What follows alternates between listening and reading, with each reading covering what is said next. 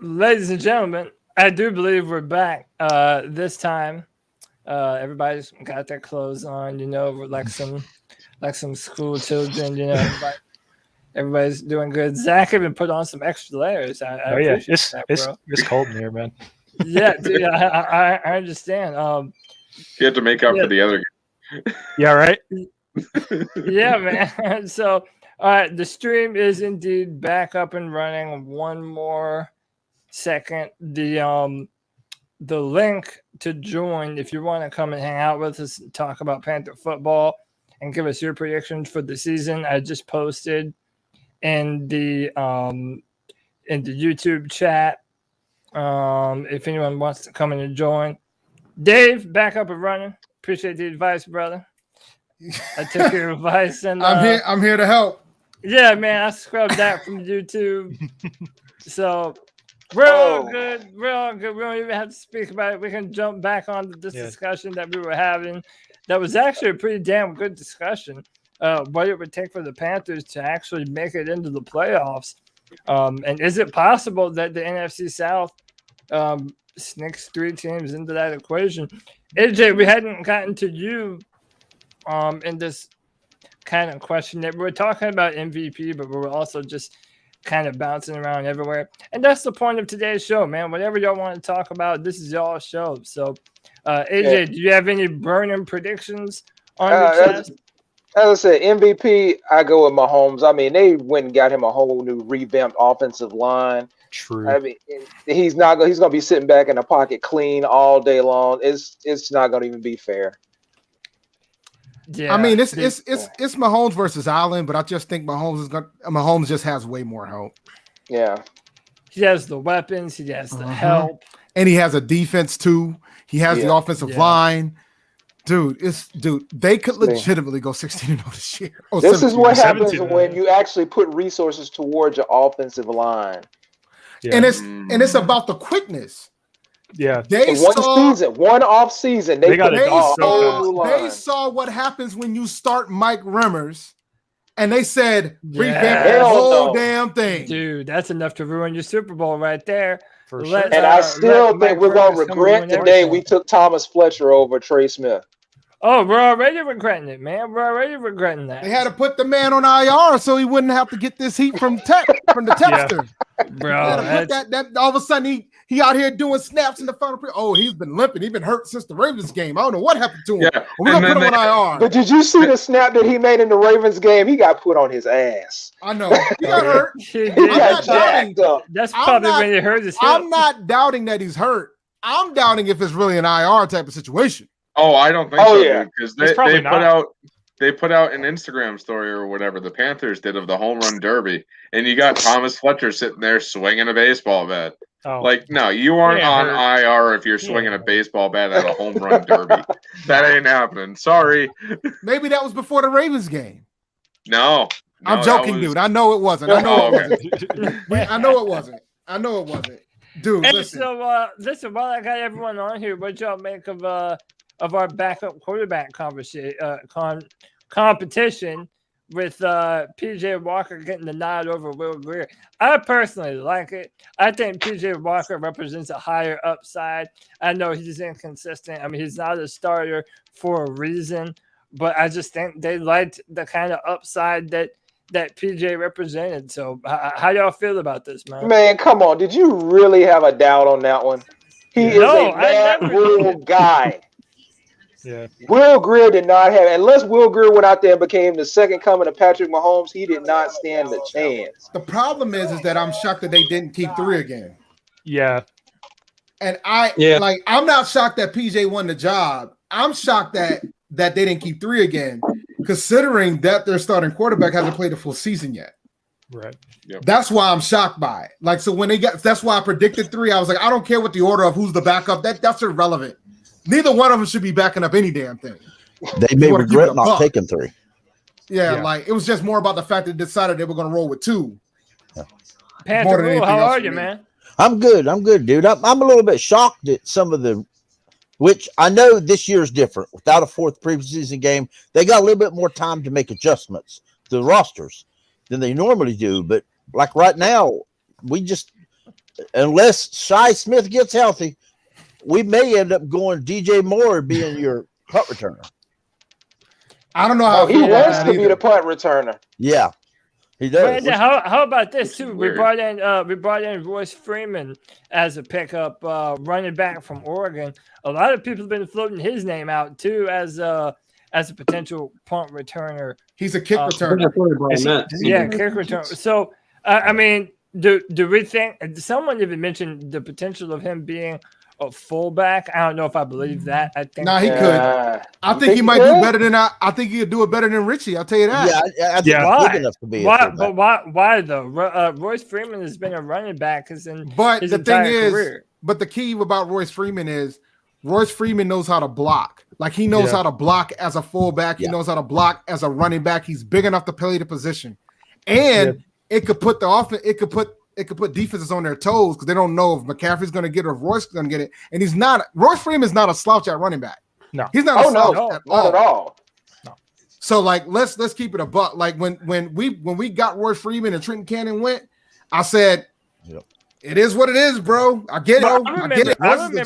I remember really liking Royce Freeman coming out of Oregon, and there were even some Panther fans that wanted him to be the next Jonathan Stewart. For us, because that was also another Oregon guy. I do like the pickup though. I just don't know much about him playing fullback. I just if he can block, that's all that matters. If he's willing to take people's blocks off, that's all that matters. Maybe, but I also think they just didn't want to let Chuba Hubbard rest on his laurels either, and still have another fresh body in there for competition. There's other maybe factors. Some kick returns too. There's some other factors too, right? Because the thing about the preseason, I talked about it during my show.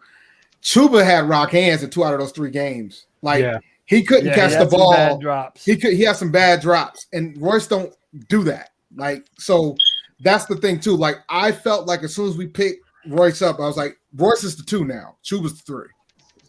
Because he's still got a lot to learn. And he's a rookie, and that's fine. We'll have a discussion later about whether or not we had any business getting him, and we probably could have gotten somebody else there, because I know Rashad was never a fan of the pick because of the fact that just like I felt, McCaffrey's still going to get the work. Like, he's going to get the carries. So why would you draft this guy? With all the other needs that we have, why would you draft this guy? Well, I mean, I can see why you would draft him. I mean, what I'm hoping is, we're going to be giving Christian McCaffrey the ball a ton, but the kind of workload that he had under Ron Rivera, where he was on like 97% of the snaps, dude, if the Panthers continue to do that, we are going to take 4 or 5 years off of Christian McCaffrey's career, man. But don't worry, we're paying him enough to do it. And by the way, guys, Pat Eflin is our starting left guard. Pat Eflin is our starting left guard. Oh, but you have to keep reminding us of that, Dave. You have to keep reminding us of that. No, I'm just saying. My point is that we didn't need that. Like, the running back pick was a luxury. We had no reason to get that. I know people are saying, "Well, McCaffrey needs a spill." They're not going to spill him. They're not going to spill him. Just like the Panthers are going to have to watch what Justin Fields does and, determine if we should have picked him or not. We're also going to be looking at Trey Smith. Who? Up there for the Mac Jones. You mean mac and cheese? Mac and cheese. He looking good? If Matt Jones is successful with the Patriots, that don't mean he would be successful here, though. But you can say the same thing about Justin Fields. Like, you can say that with any quarterback. Yeah, because you'll never really know. Like a quarterback is only as good as the system that you put him in. Yeah, but they have offensive line up there. Like Trevor. Hell, if Patrick Mahomes went to New York, do you think he'd still be Patrick Mahomes? I don't think so. Hell and no, because he's still going to have Adam Gase. Exactly. If Sam Darnold could have went to Kansas City, he could have been Patrick Mahomes. But that's my point. They probably wouldn't have picked him. Let's be clear. If you took if you took them and put them on, if you took Matt Jones and put him on the Carolina Panthers with our offensive line, like, at least Sam Darnold can move, right? Whereas Matt Jones, that ain't really his jam. So I don't know. Listen, we're gonna have to answer these questions. Should we have drafted this player over that player? We're gonna do it all year. But Trey Smith was the one that we all seem to be unanimous on, that we made a mistake not picking that player when we had the opportunity to do so. Okay, so we made a mistake not taking Trey Smith. I get that. But I still do not understand why Brady Christensen and what's his name? Blastoid. What's his name? Oh, Deontay Brown. Deontay Brown. Why are they not starting at both guard positions? I don't get that. Tell them. Because they're not ready. They're not ready, or really. You think Pat Elflin's ready? Dave, you think Pat Elflin's ready? Dave, I'm sorry. After what Merritt Paradis did, after what Merritt Paradis did against Pittsburgh's second unit, I don't even know if he's ready. I don't think none of those three have a long shelf life if they mess up. If F1 messes up, from what my understanding, the team likes Brown and they like Daly too much to risk Sam Darnold screwing up because of a bad offensive line. If it was up to me, I'd have cut Pat F-line right along with Perryman and the rest of them. But like you cannot, no one can sit there and tell me that based off of what Brady Christensen and Deontay Brown have done thus far and how they looked in training camp and in preseason, like you can't tell me that these two guys aren't ready to start playing NFL football. Like they're going to have some rookie mistakes here and there, but everyone's going to have that. Like I mean, think about it now. Yeah. Look at it. For the last 3.5 weeks, all we've been talking about is we got to get rid of Cam Irvin. We got to get rid of Cam Irvin. Cam Irvin wasn't really the problem the last game. It was Eflin and it was Paradis. Yes, that offensive interior. And that's why it's been worrying me too about we only have one center on our roster right now. Just one. Like that on our that's incredible. I mean, we have Tecklenburg on the practice squad, but dude, seeing how Matt Paradis was getting beat up on against the Steelers backups, dude, that really has me worried more than Cam Irving at left tackle. Hey, cut Pat Eflin, bring up Tecklenburg and run with it. Yeah, I'd be good with that.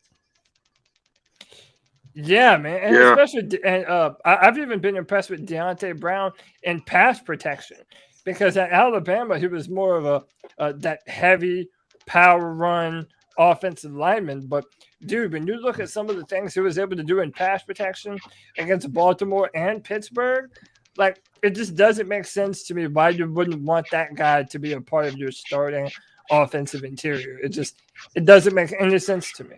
He moves people. I personally think that Rule might have Rivera syndrome. He don't want to play his starter. He don't want to play his rookies so early with the offensive line. He might think it's too important for them not to have veterans there. Put it like this: if that's the way he's gonna roll, then Dave, you might win your $25 because Rule may not be around next season. Well, no, my 20. Yeah, man, we'll see, man. I mean.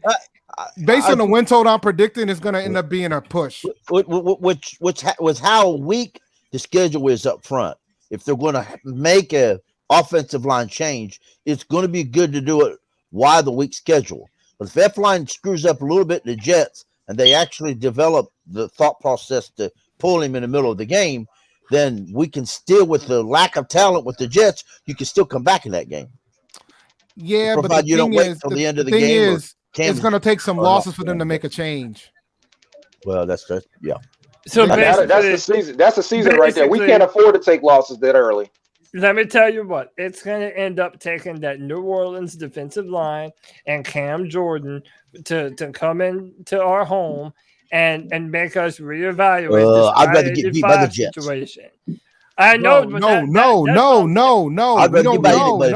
Sam's confidence, you cannot lose to the Jets. No, if you lose to the Jets, you might as well go in and pack it up. If they're gonna blow out the Jets.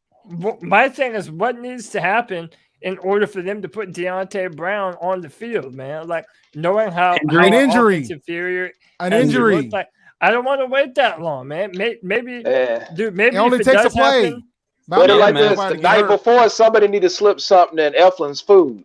Yeah. Yeah. All I'm saying is he needs to slip on that sidewalk. Look, man, the way that this team acted during the preseason told me everything I needed to know. They're content on those 5 starting the full season if possible. They are certifiably content. the way they've acted all throughout the preseason about those 5, the way that they've been treating Sam Darnold, they have every intention to start those 5 all year if they're healthy. Period. I've accepted that. I'm on my couch. I'm on my chair. I'm about to pour my scotch, and I'm just accepting what it is because they didn't give any type of they gave you the occasional tease that maybe we might move it around, but the reality is they're rolling with those 5, and they're going to use the first couple games to figure out if it's it. But I don't see them making much of a change unless it's really bad. And really bad means like turnovers due to protection. I really don't see Cam Irving or Pat Elflein staying healthy all year. I really don't. I don't either. I really don't either. Matt Paradis may end up being as hurt as much before. I don't know, but I just don't see that. And listen, this brings me back to what I've been harping on all the offseason. If Taylor Moton is going to be our backup left tackle anyway, and no one trusts Cam Irving to stay healthy for a full season, it's like, dude, this Taylor Moton left tackle, Brady Christensen right tackle thing, it's inevitable to me. At some point during the season, it's going to happen. I hope that it doesn't, a catastrophe doesn't have to happen before it comes to that. I'm hoping that our coaches come to their senses a little earlier. But, dude, to me, I think it's inevitable. I don't see Cam Irving or Pat Elflein being able to stay healthy a full season. And I hope Brady Christensen looked good at left tackle last game. Yeah. It's almost like that's what he played at BYU. But, man, you got to take this looks good with a grain of salt, guys. Like, we're out here hyping up how folks were looking good when the starters played with the backups. The third-string linebackers are starting linemen. So, let's not. They had to play, though. No, I get it. But my point is that I'm just trying to help the fans and help everybody understand that who were we playing against? Now, granted, the Steelers backers are probably better than some folks' starters. But if we're going to give Christian all this credit by playing the third stringers, I don't know how much credit I want to give him. That was a third-string linebacker that jacked up Cam Irving and drove him back into the damn quarterback. That's my point. So, we're out here. So, everybody's, happy that we dominated Pittsburgh. But the bottom line is that's what we were supposed to do.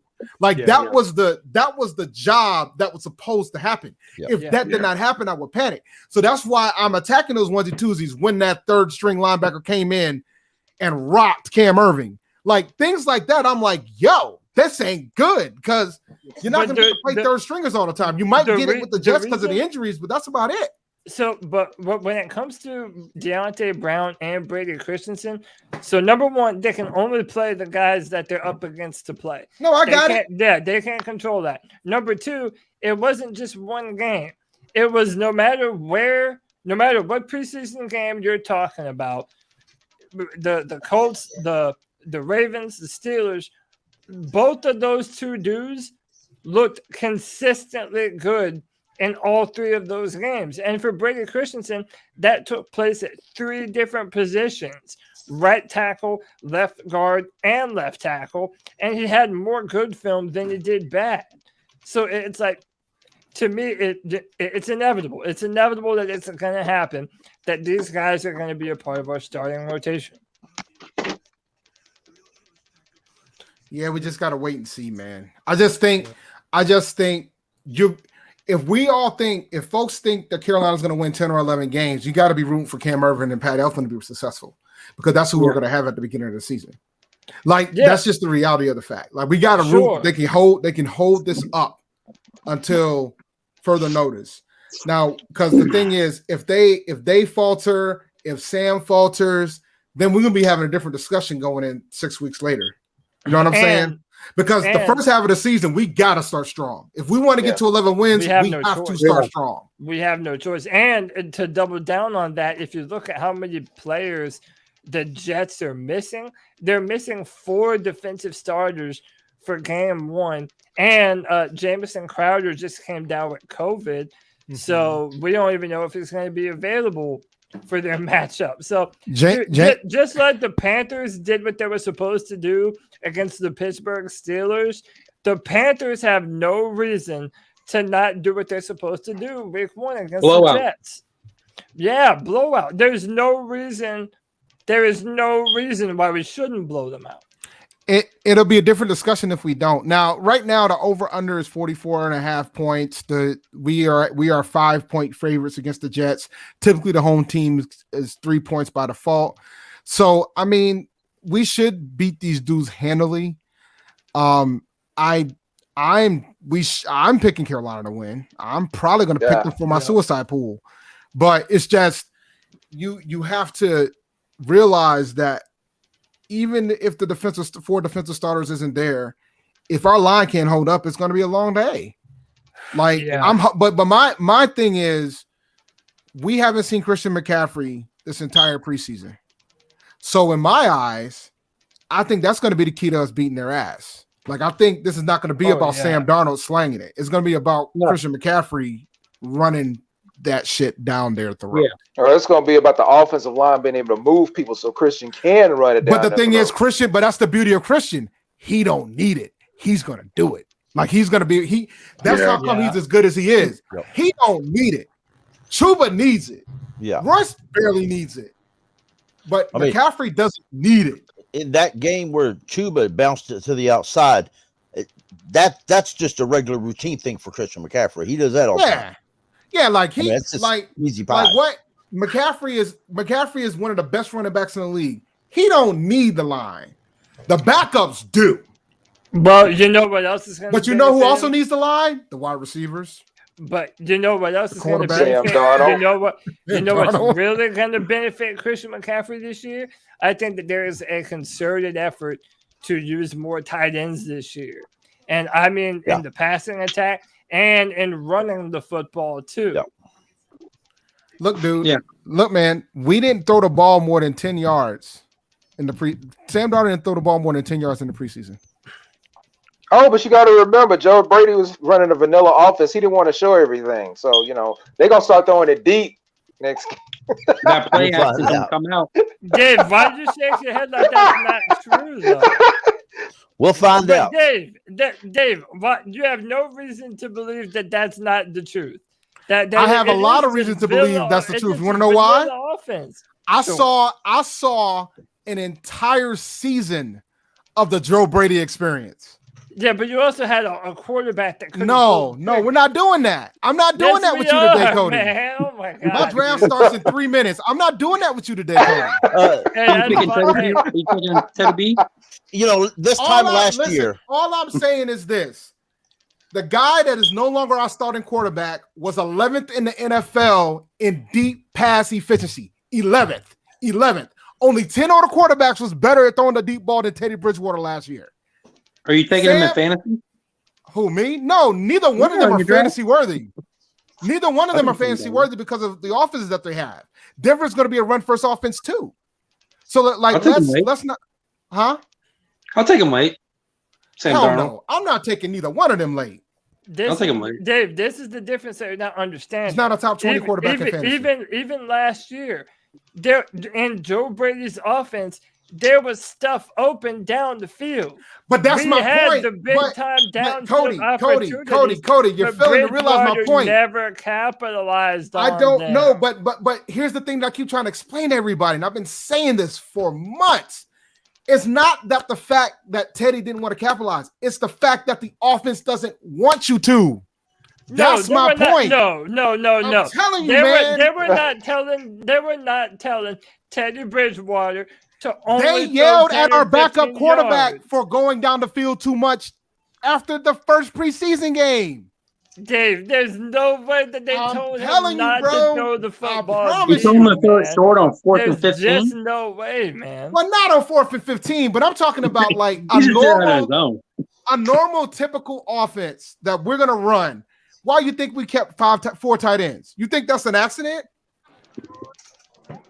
You're going to give me one video. Look at that deep ball. That ain't, dude. You'll be lucky for that to happen once a game. Dave. Come on now. First game, play action.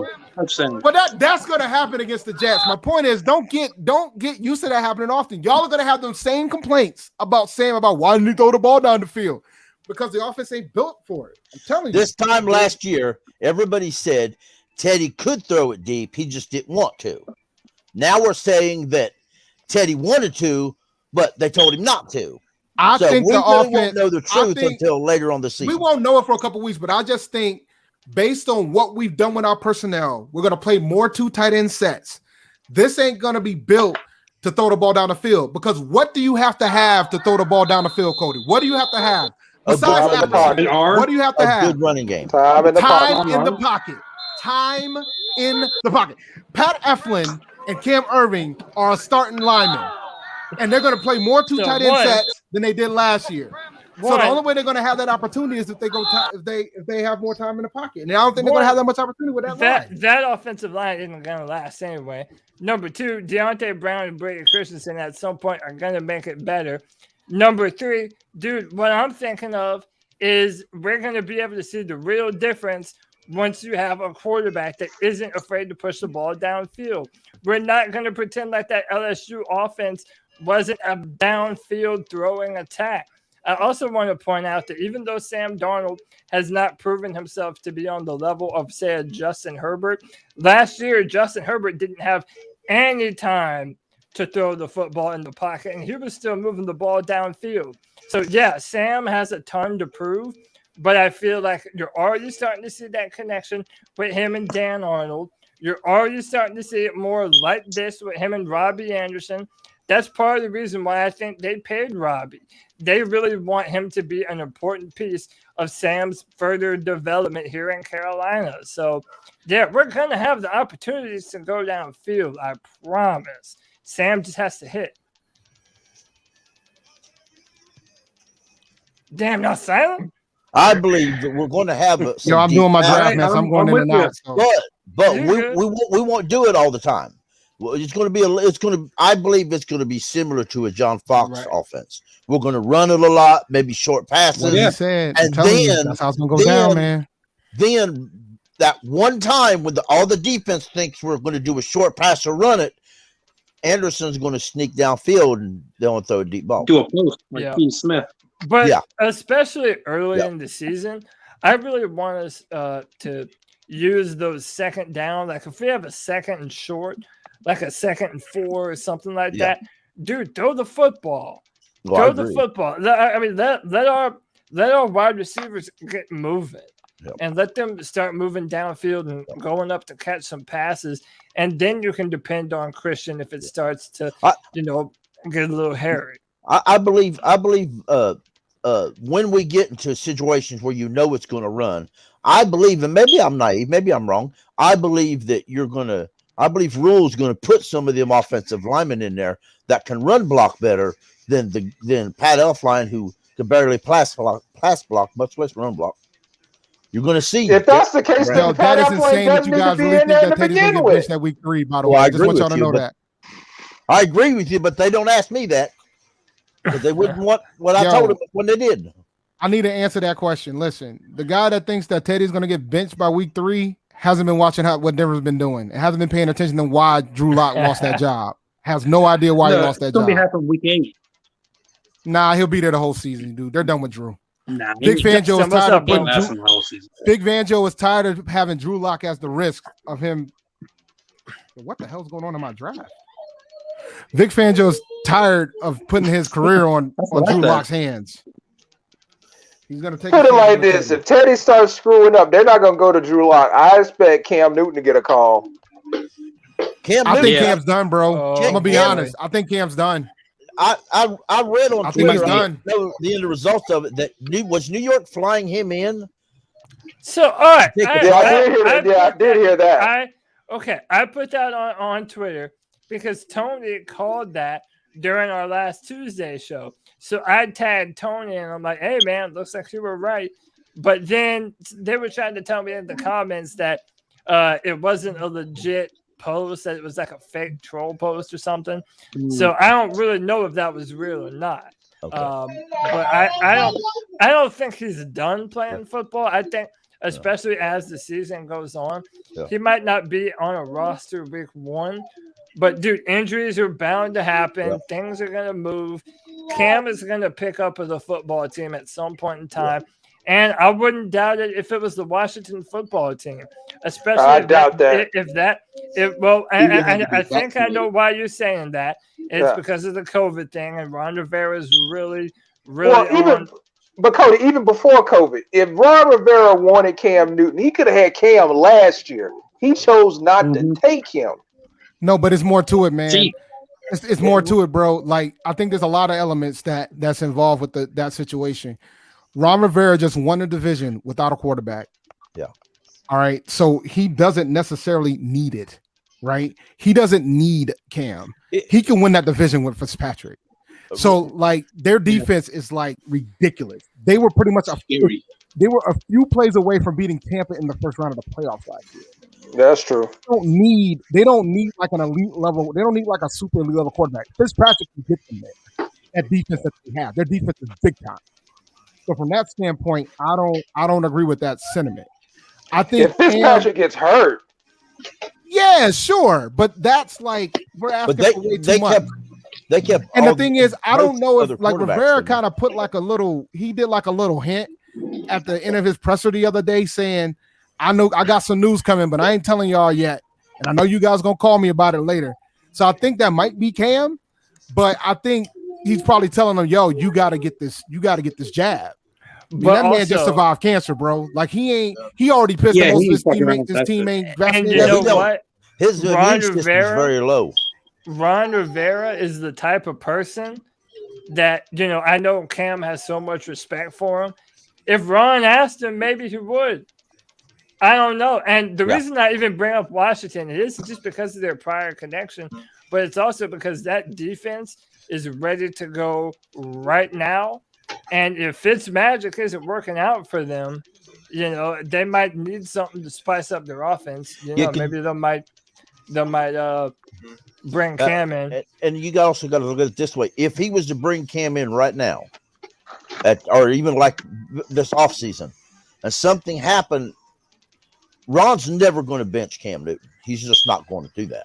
Nope. It's easier for him to bench. He did it before. Yeah, not here. Not bench him strictly for strictly for permanently benching. He may have benched him because he was injured and he didn't want to play him, but he wasn't going to bench.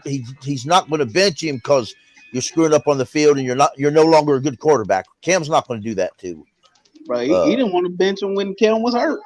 No, that's true. No, so but if it's easier for him to bench Fitzpatrick than it is Cam Newton. If Fitzpatrick takes him half the season or 3 or 4 games into the season and starts screwing up, it's easier for him to put Cam in then. Cam's best time playing football was in December. If I'm Washington and I might try wait till December to play. Hey, real quick, hey, hold on, real quick. Let me add someone to the stream. This is Chad Morales. Chad's first time on the Friday free-for-all. Chad, what's up, brother? Welcome. What's going on, guys? Happy to be a part of the C3 Panther podcast, man.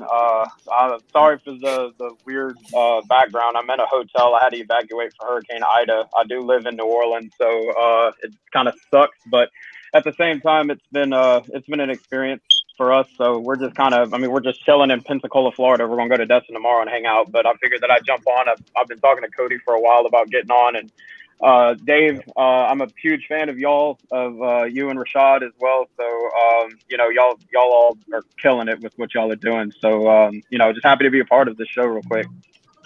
Appreciate it, man. Dude, I'm happy that you were able to get out of town and not have any, make sure that you and your family are safe. That's first and foremost.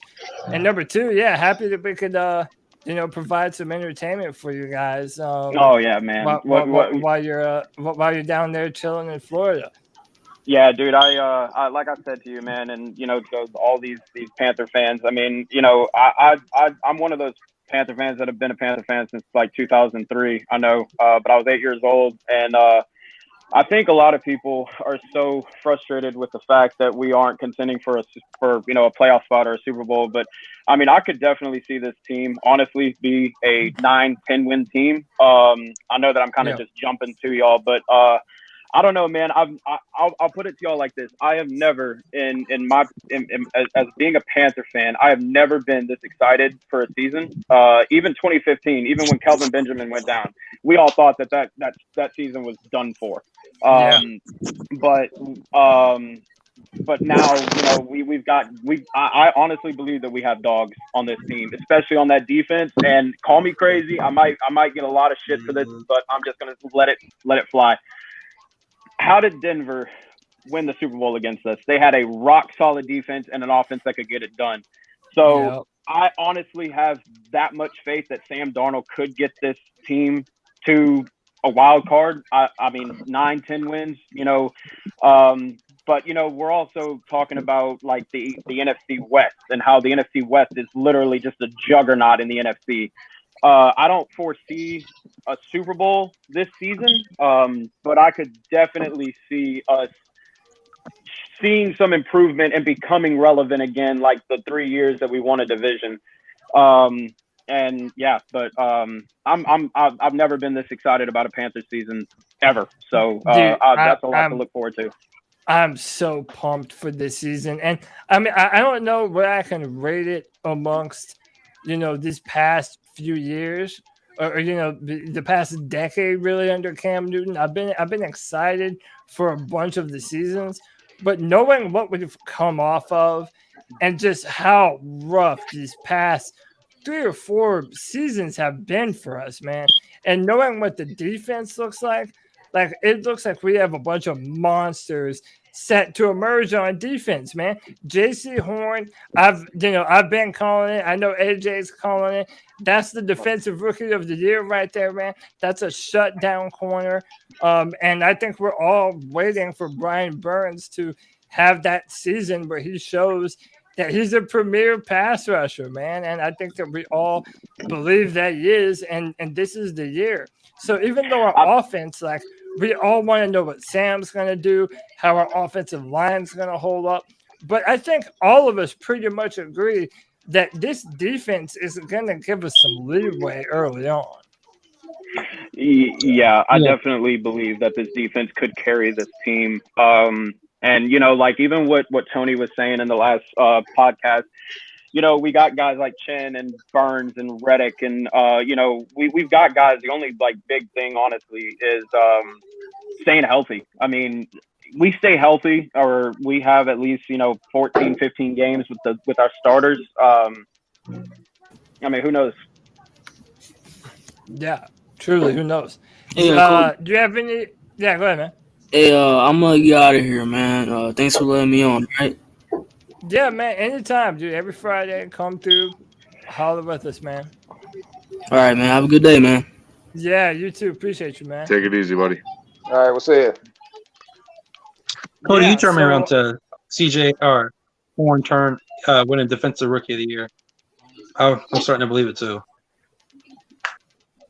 Dude, he's looking nasty, man. Every time we see him. I'm also looking at the other rookies. I'm not sure about the other rookies too. So, dude, I think Derek Brown the other defensive rookies out there. I was kind of looking at them. I'm like, hey, what are our thoughts on Dante Jackson having a Josh Norman type of a year? Yeah, I know that's your LSU guy, man. So I mean, look, man.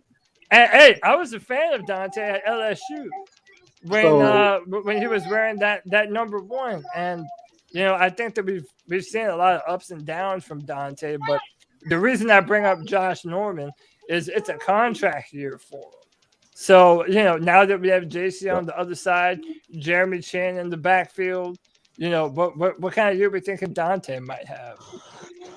So I'm thinking even when Norman first came in, you saw progression.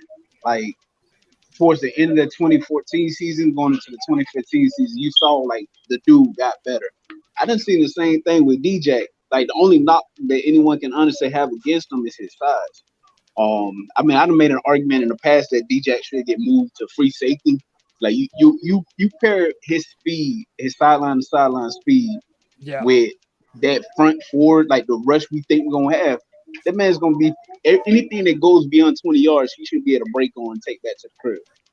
but like leaving him where he's at, DJ gonna be that dude. Like I wholeheartedly believe, like if I had to put any kind of money on it, our defense is gonna be top 10. Like Horn's gonna go through his struggles. He's a rookie. All rookies go through struggles, but it can. I believe there later in the season there's gonna come a point where Horn won't even look like a rookie. Like he already has that mentality. Like he that dude. There'll come a point in the season where dude's just gonna be. It won't matter who he has to cover. They getting locked up. I do agree with you on that JC might go through some struggles of that rookie, getting his feet wet into, a regular season game. But I think that he's got that Mamba mentality where he could not. I mean, he could literally fill in and get 3-4 picks this year. I mean, who's to say? I mean, he's a dog. Yeah. I mean, Jalen Ramsey tweeted. I'm a game guy. I watched Horn from his freshman year to all the. Horn is that dude. Like, yep, yeah, he's that dude. I think what's going to help Horn quite a bit though is when he has a game that he may struggle a little bit in. He's got a good support system at home and a father who knows the NFL and knows people he can get contact with in the corners that could give him a free thing. I mean, because I like the part where Joe Horn picked up and moved to Charlotte so he could be next to his son, so he can be available in every single game before and after a game if his son needs a little advice. A lot of I also think that our defense is going to reward his kind of play. Yeah. And when you look at Brian Burns and Hassan Reddick, Derek Brown in the middle, we're going to be trying to get after the quarterback this year. And I think that's going to allow Dante and JC Horn to play really fast. So I just think that's going to benefit their style overall. What I love about our schedule is that the fact that we play teams like the Jets and the Saints, that they're kind of iffy. You don't know what they're going to come with this year. But then you got the Texans, the Cowboys, and you got the Eagles in there. And so our first 5, 6, 7 games are winnable games, but they're also games where our rookies or our young stars can get adjusted into playing a regular season game. Sam Darnold even, first game, Jets, defense. I mean, our first 6, 7 games will tell us exactly how this season is going to go. If we start hot and we can stay hot or at least, ride the wave, that last, 4 or 5 games where we play the Bills, the Bucks, the Falcons, the Bucks again. Yeah. I don't think that could become such an issue if we come out firing on all cylinders and give our rookies that time to not have to play like a Lamar Jackson that can, break a defense up in a heartbeat and all. So, I mean, that's just my take. Now, somebody in the comments just a few minutes ago said something about how Jeremy Chin got screwed out of the Defensive Rookie of the Year award last year. Yeah. I look at it like this. The remedy to that is if the team is successful and he's doing his thing, he'll get the nod. Yeah. Jeremy Chin didn't get it last year because Chase Young was on a division-winning squad that went to the playoffs. If anybody got snubbed, it was Burns because they put Chase Young got Pro Bowl selection when he had less sacks than Burns had. And that's because his team went to the playoffs. Yeah, that's. So if the Panthers as a team do well, the individual players will get there to just do. Doug, can you hear me? No, don't trust it. I don't trust it. I like how our defensive tackles is 5 deep. I can't remember the last time we carried 5 defensive tackles. Not when we're running the system we're running, and I can only think that we're keeping some of the defensive tackles because we're scared of losing them. I mean, both our rookies played so well in preseason, they didn't want to take a chance of losing them. They could be scared to lose them, but the other thing is too, they're big trade, big trade capita. Yeah, you could trade them off and get something halfway decent for one of them. Well, I think too, you could also trade that free agent we got. I mean, we drafted. He has experience in a lot of formation. you give a couple games, some big nose tackle may go out. The Titans, or not the Titans, the Tennessee Titans are having some issues with depth on their defensive line now. He used to be a Titan. Yeah, hey, by the way, real quick, shout out to Grim Reaper. I appreciate the $20 love bomb, man. It is definitely much appreciated. Thank you very much. 61 people liking, 21 thumbs up. If you appreciate the content that you're watching, hit the thumbs up, hit the notification bell for every single time we go live. Yeah, man. Fantastic discussion that we're having here. It really, man, there's so many facets of our football team right now that's such a mystery. And I think that's why so many fans are just so pumped for week 1 is because it's like, one, we want to know, is Sam gonna start hot like we all want him to? Is the offensive line gonna be able to hold up to scrutiny? Is the defense gonna play like we're thinking that they're gonna? Yeah, man, I'm so pumped to see what kind of team we're actually gonna be fielding this year. I want to kind of get back to some of the predictions that we were doing early. Whatever predictions you have, you could have 50 of them. I don't care. If you have any predictions for this year, I want you to tell them to me now, and I want all of them. Because now you have the opportunity to be on camera, and at the end of the season, if you're right, we'll be able to pull this back up and, and point out you saying it. And you never know. There might even be some prizes involved if we get some super correct predictions. So give me something. What's something? It could be about the Panthers. It could be about just an award at NFL Honors at the end of this year. Give me some predictions for 2021. Whoever wants I got a prediction for 2021. The Cowboys are going to suck again. All right. I like that. And Cowboys are going to suck. I got one that nobody's going to like. Kamara's going to be the best back in the league.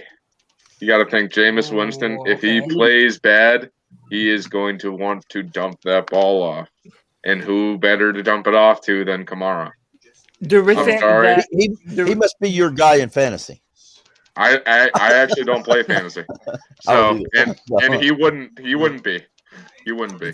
Did somebody say fantasy? That teaches attention. All right, I got a little bit of time. I got a little bit of time because Dave, who do you think the best back is going to be?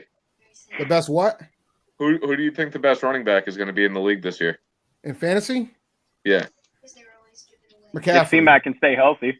Yeah, so I had the number 1 pick, and that's who I picked. I don't know if anybody's aware of it, but when C-Mac and Kamara came into the league, Kamara had a better rookie year. C-Mac had a better sophomore year. Kamara went off last year. I'm hoping the trend carries on and C-Mac takes back. Yeah, I like that. I like that right there. Here's the thing about McCaffrey. Like, I've had McCaffrey as RB1, but I've been teetering between that and I've been teetering between McCaffrey and Kamara. It's been McCaffrey, Kamara. Because the thing about Kamara, there's the X factor of what Jameis is going to do, right? Because I think it's very important about the quarterback position when it comes to that. So, but like Cook is probably the safest, but I think C-Mac is going to have the best season. But I agree with Nick though, especially the Saints receivers kind of being in a weird situation. They know they have the offensive line, and they know they have Alvin Kamara. Like, yeah, to me, they just seem set to roll and run that football. I also think Derrick Henry is probably going to have another big year running the football. But yeah, I had so I don't do too much fantasy. I'm in one fantasy league every year. This is my 3rd year doing it. And the last 2 years, I was terrible. I came in last in every division. So if I cannot, I had the first pick this year. If I cannot get a good year this year, I'm never playing fantasy football ever again. I got Christian. I got McCaffrey with my first pick. I got Justin Herbert. I got Mike Evans. I gotta be a good little squad on my fantasy team. But yeah, I think Christian's probably gonna have a huge year this year. I'm gonna go I'm gonna go off the wall and I'm gonna say Terrace, my boy out of LSU. I think he's gonna probably go anywhere from 500 to 750 in receiving yards. I think that dude's just going to be an absolute. I think that dude's going to be a nemesis for that defense. When you got to how many touchdowns and DJ. Oh man, because you're an LSU fan, so I know you know that they used him as a nightmare weapon in the red zone. So I'm thinking even if Terrace doesn't have a crazy number of yards this year, that he might have more than 6 touchdowns on the year. I could see that, but then I could also see a lot of that Darnold to Arnold situation and mix match that defense. Because Terrace, I mean, he's going to go up and he's going to grab it. I mean, I compare him to DK. I know that that's a lot considering that he's a rookie. He hasn't played a game yet, but his stature and the way he runs, and he runs heavy. He's tall. He's got hands. I could see Terrace and Dan Arnold being a nemesis for defenses to cover in red zone. And I think that that's also going to be a huge factor for this team is how good can our red zone effectants can be, you know, because last year was absolutely garbage. Teddy Twitwater is shit. But when you're talking about fantasy, player, man, you messed up. I'm not even talking about Teddy. I'm not talking about Teddy. This ain't about Teddy. This is about from a fantasy perspective. From a fantasy perspective, it's going to be very, very hard for Terrace Marshall to have any type of breakthrough consistently because of the fact that he would be the fourth. He's the fourth option on the offense from a receiving standpoint, right? Because you're gonna it's McCaffrey, DJ, Robbie, then him. Right. So I totally agree. So when you think about it from that standpoint, you're gonna, and I don't root for injuries, but you're gonna need an injury to actually see Terrace Marshall legitimately be a consistent threat. Because I think we're gonna play more 2 tight end sets than 3 wide receiver sets this year.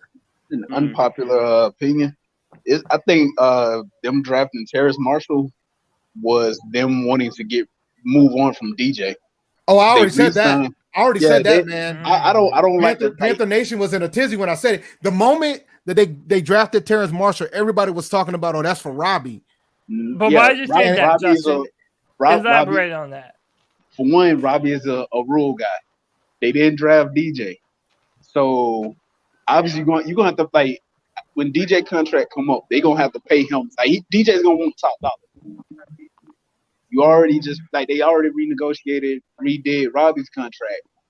If Terrace is, I'm gonna call that man Marshall because his first name messes me up. A lot of people. Marshall becomes what they think he can be. Like you said, on the depth chart, CMC is number 1 when it comes to pass. He's number 1. It don't matter who your number 2 is. Don't matter who your number 3 is. So long as they get out there and do their thing. We've already seen DJ can do his thing. We've seen I forgot the man's name just that quick. We've already seen we seen our receivers ball out last year. The fact that they redid Robbie's contract, like it's very like. So if you're looking at it from a GM perspective, would you really want to pay 2 receivers? Then obviously Terrace is gonna come up eventually. If Terrace does go out there and he does ball, you're gonna have to pay him. Now you're gonna have 3 receivers that you already paid CMC. They already paid Robbie. The odd man out is DJ.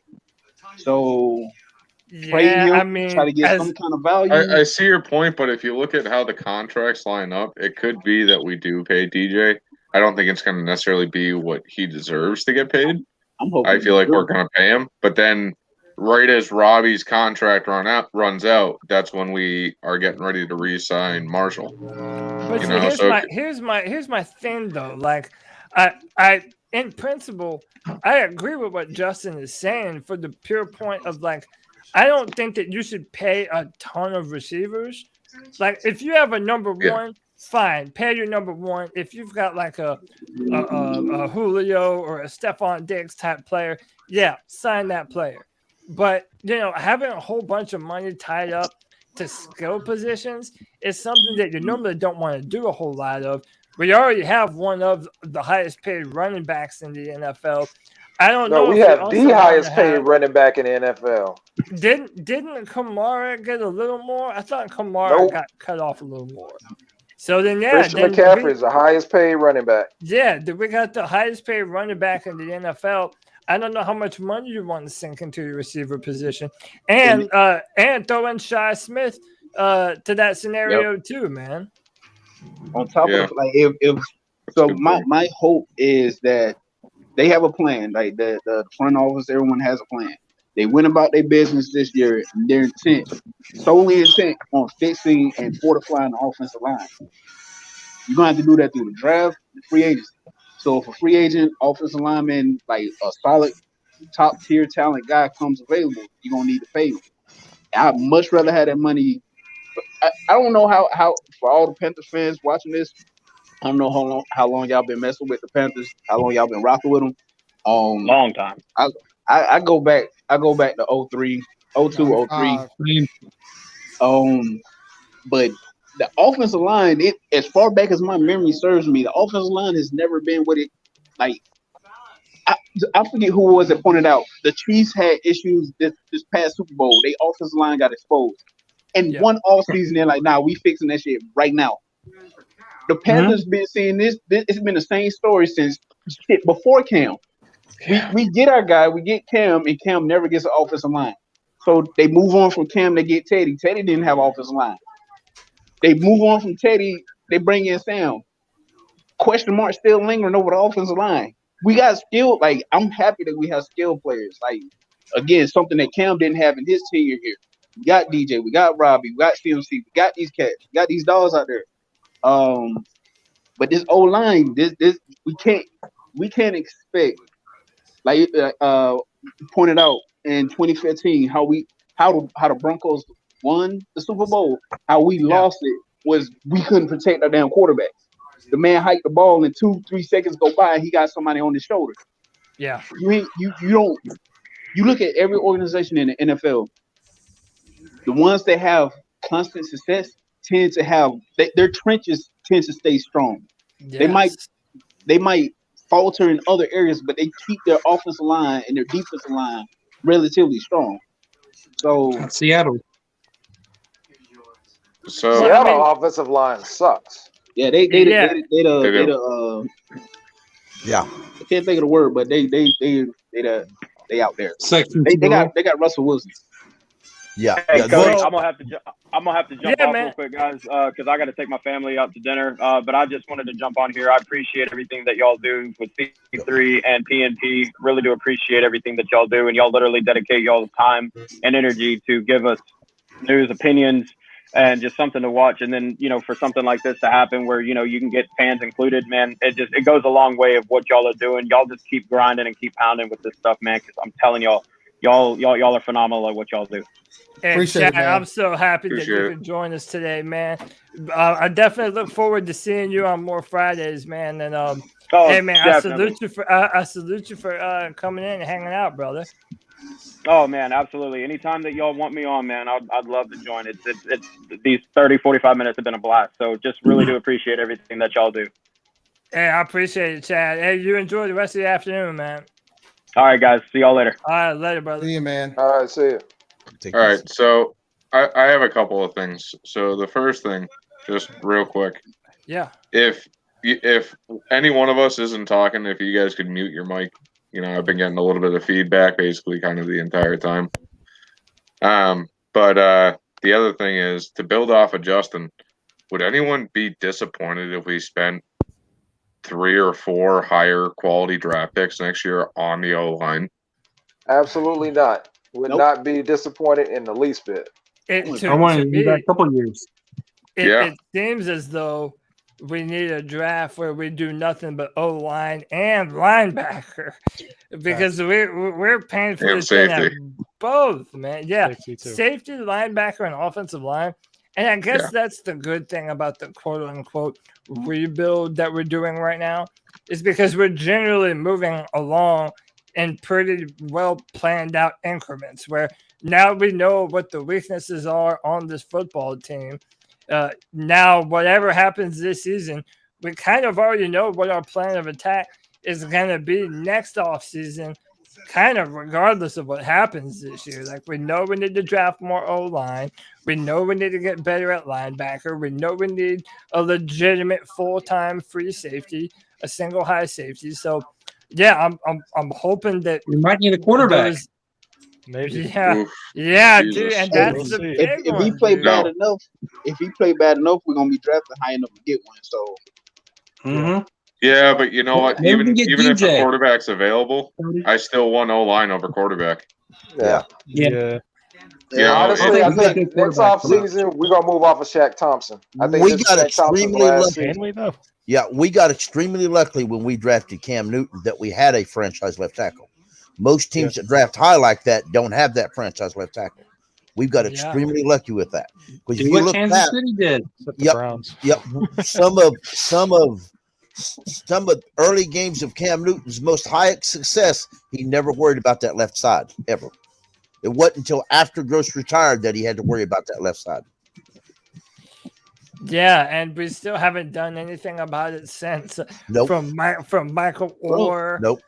look how long it took. Michael Orr was probably the best thing we had since Yeah, Jordan for that Gross. dude, for that year, for that Yep. 2015 year, Yep. Michael Orr was a legitimate left tackle, and Yep. even in the Super Bowl, dude, the field was so bad. Michael Orr was on roller skates. Mhm. Like, there was one play where I think it was DeMarcus Ware had bull know rushed exactly him. what you're talking about. Yeah, had His bull feet rushed him. don't even Yeah, move. his feet have no friction. Like, dude, he's like Look like something out sliding. of Madden. Yeah, dude, Yeah.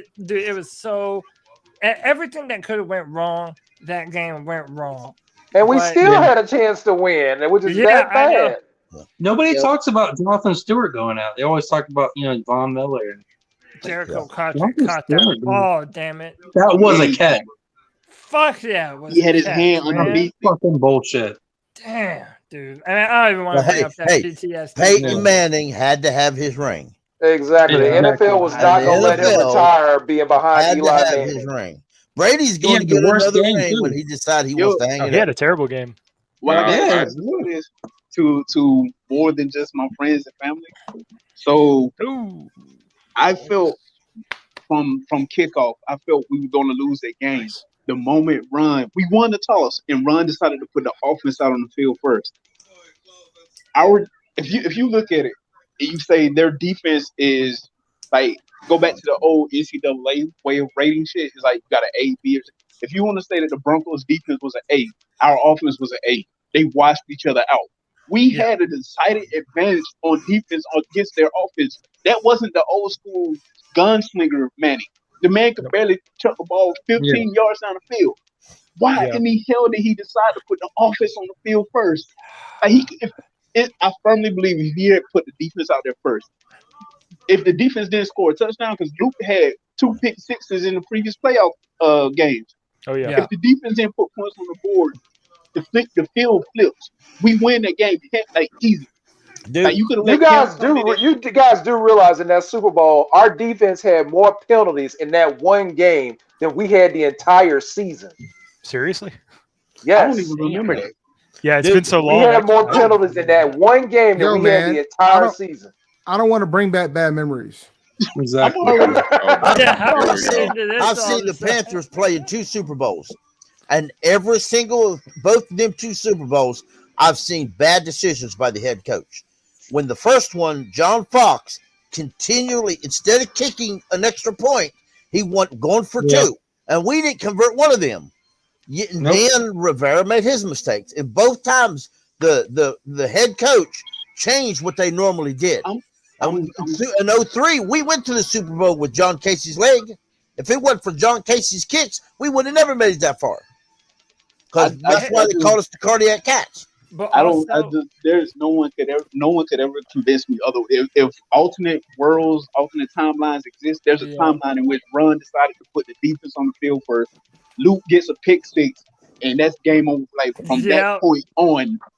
And I feel like that's like a rule of thumb anyway. If you win the coin toss, you play defense first to get the ball back after the half. Yep. Like that's like commonplace, man. And also, since we're talking about bad coaching choices, dude, even after Mike Remmers had been getting his ass whipped by Von Miller. Yeah. They still help. left him on an island out there. No chipping. That's no halftime adjustment. No halftime adjustment. If Ron Rivera would have had a half a brain, he would have kept in a tight end or had a back chipping on that side of the field the whole damn rest of the game. Shit, wait. Tolbert had how many touches without fumbling? He fumbled twice in the game. Oh, dude, this is... Can we? We gotta move on. Yeah, I forgot about a lot of these. It brings back all the. Dude, I remember That being second one so- hurts more than the first one, man. Dude, I remember, especially during 2016. Yeah. Well, when that it first started one we to was get bad. almost there. I Even at the end of wanted it, we were Mike almost there. Shula. I wanted Mike Shula fired with every fiber of my being, dude.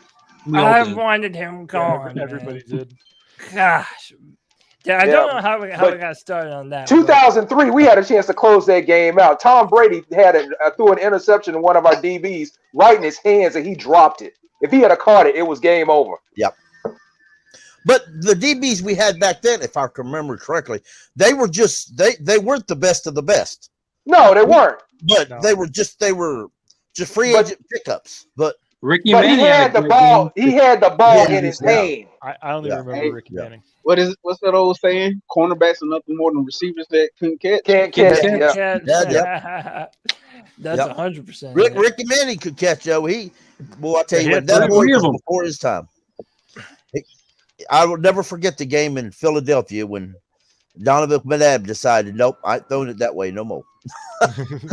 No more. Dude, can I just say this, man? Like this whole year, we're going to compare Sam to the quarterback that we should have taken, or we're going to look at the left tackle for the Los Angeles Chargers, who I also really like. That we can do all that, but no matter what, dude, this Panthers defense is going to be better because of J.C. Horn. Like it's just. No matter what anyone wants to say, no matter what player we should or shouldn't have picked, dude, J.C. Horn. And listen, I'm a Clemson fan, but I don't have any problem giving it up and telling you when a South Carolina player is legit as legit comes. And that's what J.C. Horn is, man. I'm pumped for him. His ability to close on the football is second to none. Dude, I'm just so pumped for what he has the ability to do in this defense. Well, with him and Dante back there, I think they're going to blitz. They're going to have a chance to blitz a lot more because they're going to be able to play a lot more man coverage. They couldn't play man last year. They didn't have anybody back there that could cover man. I think a lot of this. I think a lot of the success of the defense is going to rely on the health of the secondary. Guys start dropping in the secondary. That's not going to be good for our defense in general. Yeah, we have depth. We have depth at the line, and our depth at the line is not. It's not the best, but it's as far as depth we had in years past. And it's better than 3/4 of what we have on the rest of the team. I mean, the only other position group that has better depth would be the wide receiver room, in my opinion. Did we sign any corners? Drop off either. No, I believe Miles I'm going to say his name wrong. Miles Hartfield, Hartwig, Hartsfield. Yeah. I think he is going to be an underrated guy in the secondary. I think before the end of this, year, we're going to want to pay him big. I believe he's going to play safety and corner. I'd almost move him to corner himself. Hartsfield? Yeah. He's going to be our nickel corner until until week 3. Boye. Yeah, until he gets healthy, or not healthy, but he gets back activated. But even we used him last year at nickel. I'm excited to see. Is it Sean Chandler? I think it's. I know his last name is Chandler. Sean Chandler, I think. In the preseason, the preseason matches do seem to be like all over the place. Like I don't know if he got drafted or if he's a undrafted free agent or if he was a free agent pickup. But I think he was a free agent pickup. He was an undrafted free agent pickup. We had him on practice squad last year, didn't we? Yeah, I think he might be a breakout. I mean, in all honesty, I'm giving a lot of credit to the D line. When I played football, I played linebacker, like high school football. When I played linebacker. In the years that I had like really good players like on the D line, it made my job so much easier. I legitimately just, that's where you're trying to run. I'm gonna run there and I'm gonna make this happen. I think that's the type of D line we gonna have this year. Like, you try to run it, you ain't going nowhere. You try to pass it, you better be quick because if your quarterback's holding on to the ball, he's gonna lose his head. And that's just gonna make the corners and line like that might look like he's actually worth the money he got paid because of how well our D line plays. I think that's what helped Josh Norman that year. Hey, let me ask y'all this: since we're talking about linebackers, is everybody cool with Jermaine Carter being our starting inside linebacker? Absolutely. Absolutely. Yeah, I am now. I was calling it last year. Number 52.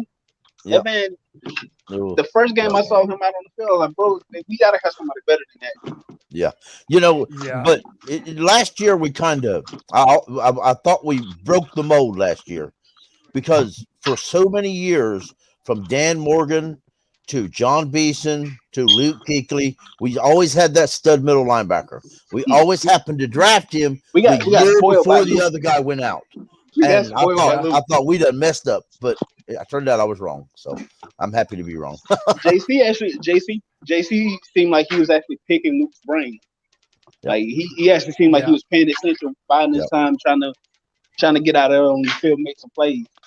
I think him and Jeremy Chin have been trying to pick Luke Kuechly's brain. So what they had that when they had like I forget what it was, but it was like an event. Luke Olsen and all of like some Panther greats were there.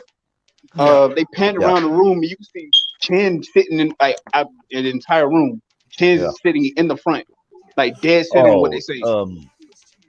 That wasn't that when that was Luke, Thomas Davis and Greg Olsen's retirement. Yeah. Chin was the only one there, I think. Like, that's good shit. But Luke and Olsen came to practice a while back, and a couple days ago, last week, and talked with the team. And Greg Olsen's got a nice video about it though. But I thought one of the coolest thing was that Luke Kuechly had his arm around Carter, kind of saying, "All right, it's your team now. You got to play the show." He's got to learn, and I've read since then that he's been in the film room nonstop. Carter has. So now my question is this: Rule is finally warmed up to Jermaine Carter. Are they going to pay him after this season? Is my question. I think that depends on how this season goes. But they will. I believe they will if he has a good season. I believe they will pay him. I mean, it depends on what kind of season days he has. Yeah. I mean, if he's sideline to sideline, I mean, if anything, just mind the A gap and B gap, man. Don't let those long run plays break out like they did last year against Tampa and the Chargers and all these other teams. Like we just can't have those big run plays. Don't give up a 100-yard run off anymore. Yep. So if Jermaine Carter can stifle that, I mean. I think it would be tough to pay him after this year. It just depends on what he asked for. I could kind of see him doing the Taylor Moton, kind of taking a discount for the team if he likes the situation that he's in. But I don't know, man. I mean, I'm hopeful about Jermaine Carter, but again, just like everybody else on this team, I want to see him prove it, right? Just like I want to believe in Sam Darnold. I have all the reasons to believe in Sam Darnold. Now I just need him to prove it. Well, it's the same thing with Jermaine. He has all the tools. He has all the necessary intelligence and the eyes for the football field. He just has to go out there and prove it. Yep. And real quick, but we won't be on here too much longer. We're getting toward 9 o'clock. Again, if you have any predictions that you want to put out on the internet before we go into the season, Panthers win a playoff game. Okay, Panthers have a playoff game. Panthers rule. What say you? I have one prediction, and it's actually after this coming season. I'm predicting Joe Brady gets his first head coach job, whether he's ready or not. Yeah, for the Cincinnati Bengals. all right. Oh man, take him and Joe Burrow again. I believe see that's what you're doing there. I see Yeah, what you're so- doing. The- I see what you're Maybe he doing. can help Jamar Chase catch a football. Well, All right, I got a good one. Okay, Yeah, Tom man. Brady goes down at some point early in the season. Oh man. See Kyle Trask? I would like to see Burns sack him and break his leg, but well, I feel like that might be a little much. I can't say that. I can't say I would cry about it, but He said I'm- straight up, Okay. break it'd be his a Now- leg. gotta you remember. can't do that. Before you go and do that, Nick. Now you just said Brady goes and breaks his leg because of Burns. Now we just sat here earlier and said Cam Newton may not get a job until a quarterback goes down. Could you imagine Bruce Arians saying, "Cam, Tom went down. We need you." That's his quarterback. That's his type of quarterback. Oh no. Bro, I I don't- mean, I- I come can see on. that one happen. I don't think Bruce Arians would go after. Would go after. Oh, I do. Cam 100%. Oh, I could see him going after him. The thing that you guys got to remember though is He's I cheap. live in Mass. Like I grew up in Mass. I've been dealing with Tom Brady for the last Yeah. 20 years, Yeah. and the Oh, whole me reason too. why I Me became too.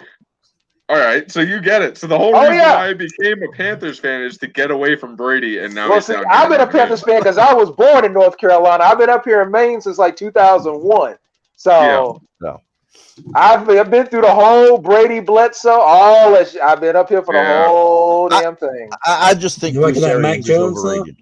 So Oh, Mac Jones. No. Nope. Bro, we don't. No. See, I so told prior to them releasing Cam, I thought I had that as a question mark game because I mean it's Cam, veteran quarterback, so on and so forth. But with them going with Matt, I switched that to a dub. Again, putting a lot of faith in our D line. Burns is gonna. I can honestly see Burns having well over 15 sacks this season. I like to Defensive see player of the year. record.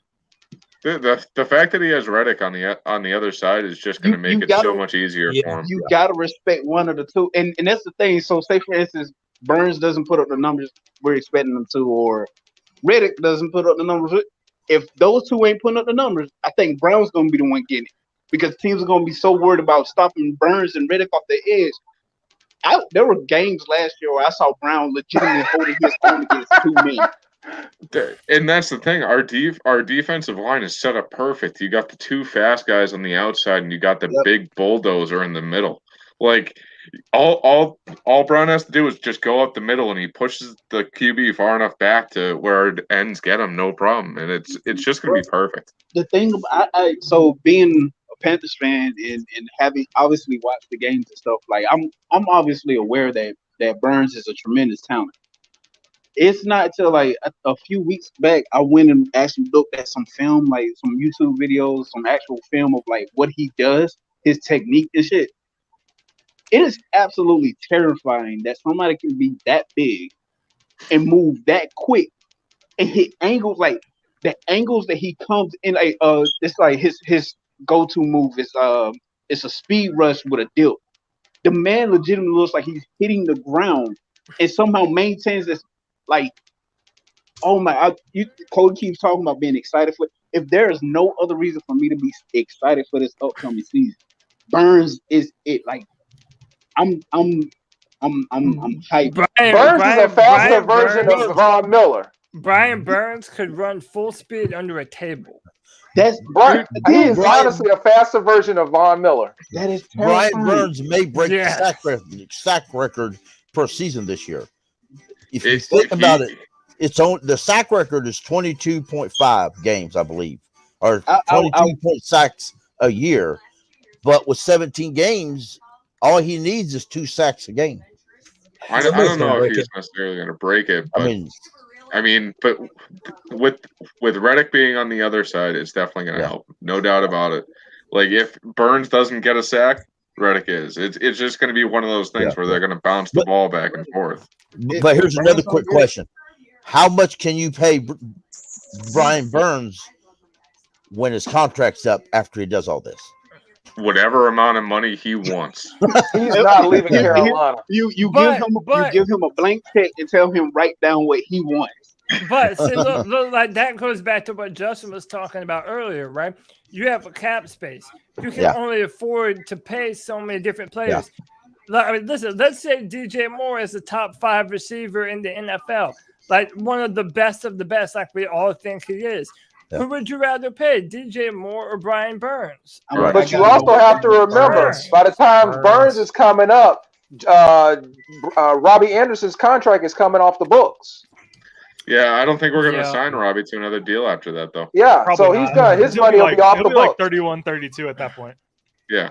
Yeah, and I mean, look at who we drafted this year. I mean, that's given if those guys stay on the roster, but I mean, with the talent that we brought in. But still also in 2024, at the beginning of 2024, just in case we need it, you're going to save $10 million actually by releasing or trading Christian McCaffrey if your other young running backs work out. I think Scott Fitter even said in his press conference, they've got a tier system that they've already mapped out like the next 3 years of how they want to pay people. So they've already talked about this. Yep. That's good. Yeah. That's good ear. Yeah, I love that. Like Scott Fitter, every once in a while, he says a few things that's like, yes, okay, we're in good hands. This dude knows what he's doing. I mean, he's still made a few questionable moves thus far, but listen, I'll give Federer credit on this.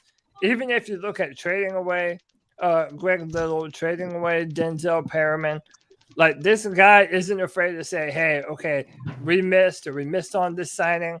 It's time to get some value for this player and try and turn it into something else. Exactly. Yeah, I think that he's been really good at that, at analyzing even the players that he's brought in. Now, again, we still have to see him do it some more, throughout the course of this season. But yeah, if we have a tier list, I hope Brian Burns is tier number 1. I mean, he absolutely has to be. He's got to be. If we get rid of Brian Burns or we don't re-sign him and he keeps playing the way that he does, I can't keep following this team. Like that is death and destruction. I might be done with football. Yeah, they're not gonna do that. They have to keep him. You don't know. Look, man, you guys have no idea what they're gonna do. Like we're out here trying to make these speculations. I didn't have us re-signing Robbie either. Very true. I didn't either. I didn't either. Honestly, I mean, once it happened, I understood why, but I didn't think they were going to do it because then I knew that the Terrence Marshall pick wasn't about Robbie; it was more about DJ. Bro, I was screaming that we should have traded Robbie to Baltimore. Like they needed a receiver, we could have got their left tackle that they didn't need, but. Nah, but that ain't a fair, dude. That ain't a fair swap, and you know that's not a fair swap. I mean, that ain't a fair swap. Just put Robbie some 2 threes. That's good. Just because Ozzie Newsome isn't the GM anymore doesn't mean they haven't competent people over there. So what about Robbie and like a 4th round pick or something like that for their left tackle? I would have took like Robbie in a second for that left tackle. No one's trading a left tackle for Robbie Anderson. The Ravens were in a position where their backup left tackle was just as good as their starter. So I think his name Orlando Brown was his name. Yeah, Orlando Brown Jr. Yeah, he went to and he got traded to KC for a 1st round pick. Yeah, he went to Kansas City. Well, the other things besides that 1st round pick, but Kansas City knew they needed an offer. They needed a left tackle, and they weren't getting it at the back of the 1st round. So they said, "Hell, you can have our 1st round pick." That's what Carolina should have done. They were picking like 31st, and we were picking 8th. Yeah, that's not happening.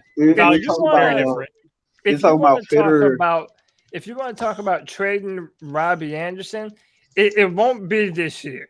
It definitely won't be the year after we just signed. Dude, I'll say this again. I was wanting us to trade Curtis Samuel last year because we knew it. Yeah, we knew that he wasn't going to be on the team this year. Why not sign him before the deadline last year to like a contender like the Packers and try and get something for him? I mean, because Marty Hurney is an idiot. I know. Yeah, but the team was falling on its face all last year. We should have played a whole bunch of players that we never played because then we didn't know who they were and what we had. PJ Walker being one of them. Hurney knew. Hate to say it, but Hurney knew after Ron got fired. Hurney knew he was on. He only had a set amount of time before he was going to be fired himself. Let go of whatever. I honestly believe Hurney did a screw job. He let Cam go. Like, oh, we don't know if he's gonna be up. He let Cam go. He signed Teddy to a 3-year deal. He refused to trade. He refused to trade Curtis, and then Curtis ends up signing with the damn team, and he go. Oh, I already know. I'm here. Look, bro. You out here blaming Marty for things that might be Tepper things. Tepper fault. No, I'm not saying it's fully all Tepper, but my point is that you might be blaming Marty for certain things that ain't him. Well, I don't think Marty wanted to get rid of Cam. I've been blamed the Cam Newton thing on Tepper. Bro, I honestly think he let Cam go on the chance that Cam would get re-signed with the Redskins. Like, I honestly think the man was doing a lot of shit to try to set himself up for the future. Like, you let Cam go, you signed Teddy to a 3-year deal. You let Bradbury go. The money, I ain't gonna go there. No, like you're trying to swap it. I'm talking about if we were gonna talk about certain things that didn't make any sense, I can understand why they didn't sign Bradbury because of the price tag. But you made the decision to pay McCaffrey all that money. So then you got to have a debate on which one you want.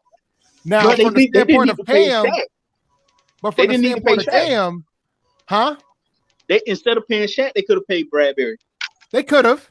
But they knew Luke was going to retire, and that's why Marty paid.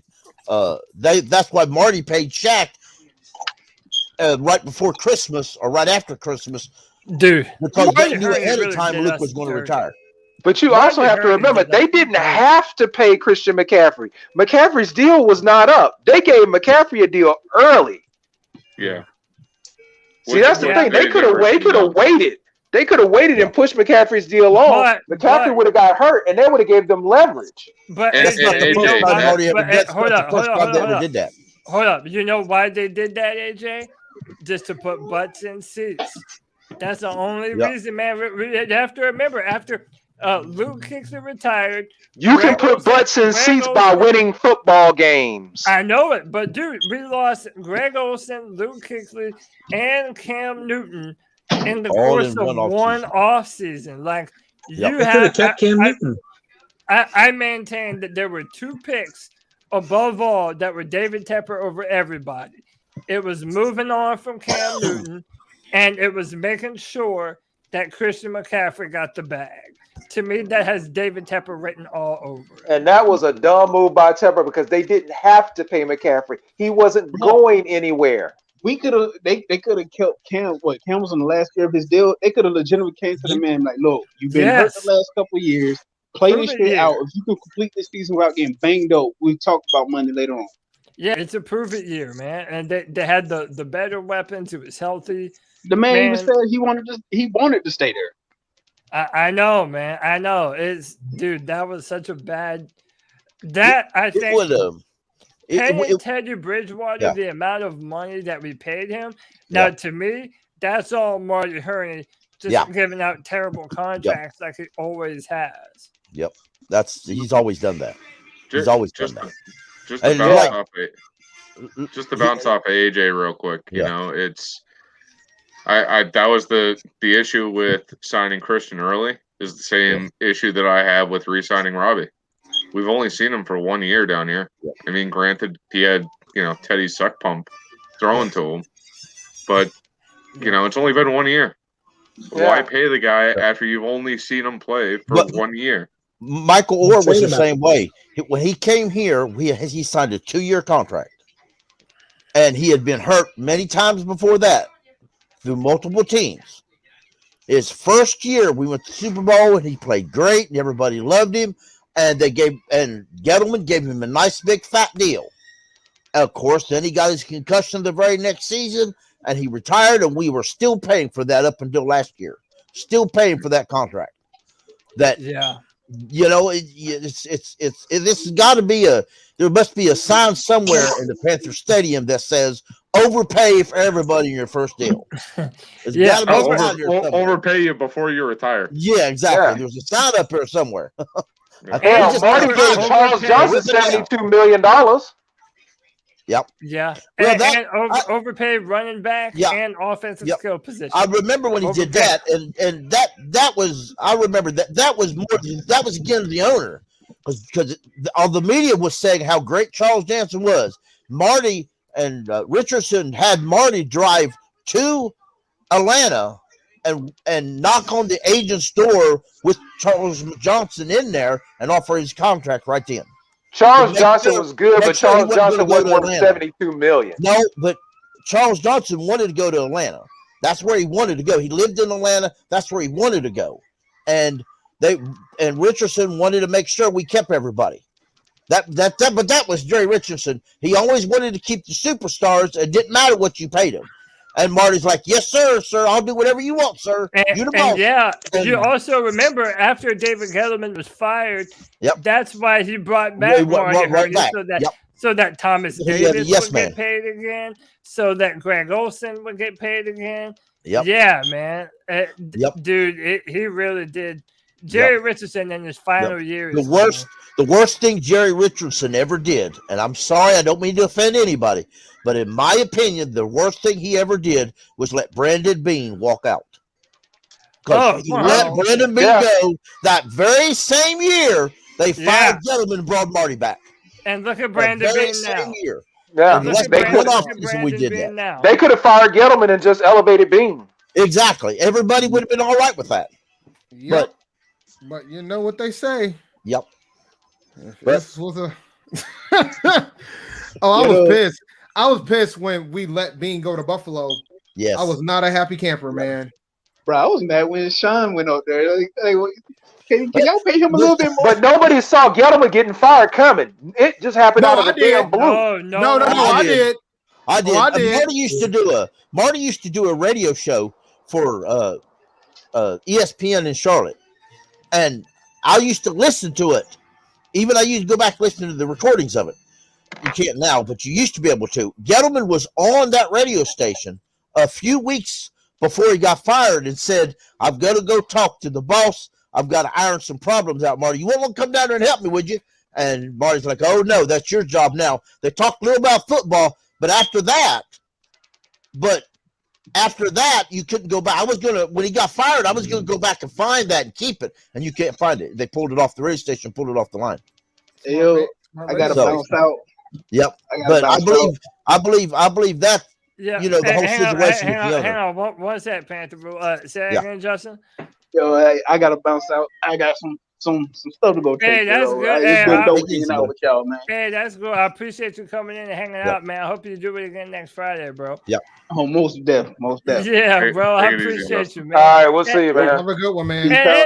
Hey, man, go Tigers, bro. Let's go. Nah, Cocky Nation all day. Go Tigers, bro. Let's go. Come on. I don't think we need to be saying Cocky Nation right now, guys. Oh, damn. Yeah, not after the stream we done had, bro. Not after the stream we done had, bro. Take it easy, Justin, man. I appreciate you coming through, bro. I'll text you later, bro. So Cody, can you put that comment back up that was up 2 comments ago? It was the one talking about that we paid Robbie and CMC early to save money. Okay. Yeah. We did, but if you think about it, if we hadn't paid CMC, now we would be paying him after he sat out basically all last season. Well, but the thing is, you got to also have I always have this theory about players, man. When you're trying to get paid, you'll play through everything. But when you after you got paid, you're not gonna play through anything. Yeah, that's true. So I won't argue with you on that. Because he had injuries in the past and he still played through them. Yeah, but it's different when you're making $60 million a year. Yeah, but now Robbie is one of the higher paid wide receivers in the league. He's top 20. Like top 20 is about where he should top be. 20, but he's number 2. He's not number 1. But the thing is, to be a top, but Robbie's a top 20 wide receiver in the NFL. So for him to make top 20 money is fair. Like, I don't have an issue with what they paid him. I have an issue with the fact that this could potentially mean that DJ might be out the door. Yeah. Like he deserved the money that he got. You know what I'm saying? But it's just the fact that it's not unlimited cap as much as what we believe it is. And we know that DJ Moore is going to demand top 10 money. Oh, yeah. So, you got to take that into consideration. And then you got Dante going to be a free agent. And you got just hire the Saints capologist. Where they print money. It always catches up to you, bro. My partner Rashad did a whole video explaining how the cap works. It'll catch up to you eventually. Ask us. At one point, we had the top 6 running back, two of the 6 highest paid running backs in the NFL at the same time. Well, right now we have the most money to spend going into next year, and some of that is going to go over for next year. We need that because we might have to play Darnold. We might have to play Darnold if he balls like you guys hope he is. Yeah. Well, but even then, we have his 5th-year option. We're not going to pay him. Well, we're going to pay him whether he goes or not. Let me tell you something. If Darnold is out here slinging that thing like I hope he is, and he looks really good, we're extending him next year. He ain't playing the 5th-year option if he balls. I've asked that before. If Sam Darnold, let's dream big. All right. Let's say Sam Darnold throws 4 to 7 touchdowns, 5 interceptions. All right. I'm talking goes crazy this year. Then he wins the MVP. Do you want another year to see him do it? Because remember, it's not going to happen. Hold on. If that happens, Joe Brady's out the door. Joe Brady's going to go be a head coach somewhere else. So don't you want to see Sam Darnold replicate that kind of success? Cody, one more year after Cody, they it's not about I keep telling folks, it's not about what you want to see. It's about what this team's going to do. If that man throws for 47 touchdowns, he ain't playing on a trial franchise tag. They're not going to play. They're not going to tag him. Your option. They're gonna extend him. He's going to request an extension, and they're going to pay that man $30 million a year. Whenever it's time to pay the next quarterback, they pay him the top money. Are we making Sam the highest paid quarterback in that scenario? Hell no. No, that won't happen. No, he'll be in the top 5. If he puts up MVP numbers, he'll be in the top 5 in the salary though. I'll tell you that. Because he's young too. If he's but he smart, shouldn't be because of what you just said, Dave. If he shouldn't be because Joe Brady is most likely leaving. He'll get a salary under Josh Allen. Hear me out. Josh Allen had a spectacular year last season. Yeah. Spectacular year. His other 2 years weren't nearly as good as what he just did. Let's keep it a buck. Yeah. That man got paid. That man got paid $40 million. But to play devil's advocate though, every single year you saw him take the next step and get better and better and better. So that third year was an anomaly, but they saw more than 1 year of him as a starting quarterback. It's still the same. It's still the same risk. Like Allen could take a step back. I don't think he will, but he could. They still invested a lot. Like it ain't like when Mahomes got his deal. Mahomes been balling since he had opportunity to ball. There's a distinct difference to what Mahomes did and what Josh did. Let's keep it a buck. Mahomes did this. Yeah, true. And listen, Josh was super inefficient, improved but inefficient. And then, but one, it is a testament to two that you can change your throwing motion to the point where you can actually improve your completion percentage. And number two, look. Well, not only that, they went and got him Stephon Diggs. Yeah, well, and that's what I'm saying. Patrick Mahomes. Everybody wants to do the Patrick Mahomes thing, and that guy is probably the most talented quarterback maybe in all the NFL right now. But he also has had one of the better offensive rosters in all the NFL since he's been in that scenario too. Josh Allen hadn't had that. Deshaun Watson didn't have that. A lot of players won't just get that kind of scenario. So I don't necessarily think that paying Sam Darnold after 1 year, man, that's just tough, man. It's gonna happen, guys. I'm just trying to prepare you for it. It's tough. I didn't say it was going to be fun. I'm just telling you that's how it's going to go down if he balls. I don't think he's going to play well enough to get paid. I agree with you because I don't think we're going to lean on him like that. But the point is that if he does have a 40 touchdown year, they're not gonna give a wait and see approach with the 5th year. And truth be told, they should do that because if you do that and he balls again, the tag gets higher. So you probably can get a discount if he balls this upcoming year and not have to pay him as much and hope that he keeps that performance going. Either a discount or a repeat of Teddy Bridgewater and overpaying for mediocrity. I would rather It's a just- gamble. I would rather wait. Or you figure out that it ain't the quarterback that's the problem. Hey, dude, we I'm on that still train, wait- man. we I'm just- still- I know, but listen, people are Dan, worried you and I about. are Listen, really. people are worried we're on the about same Joe track. Brady.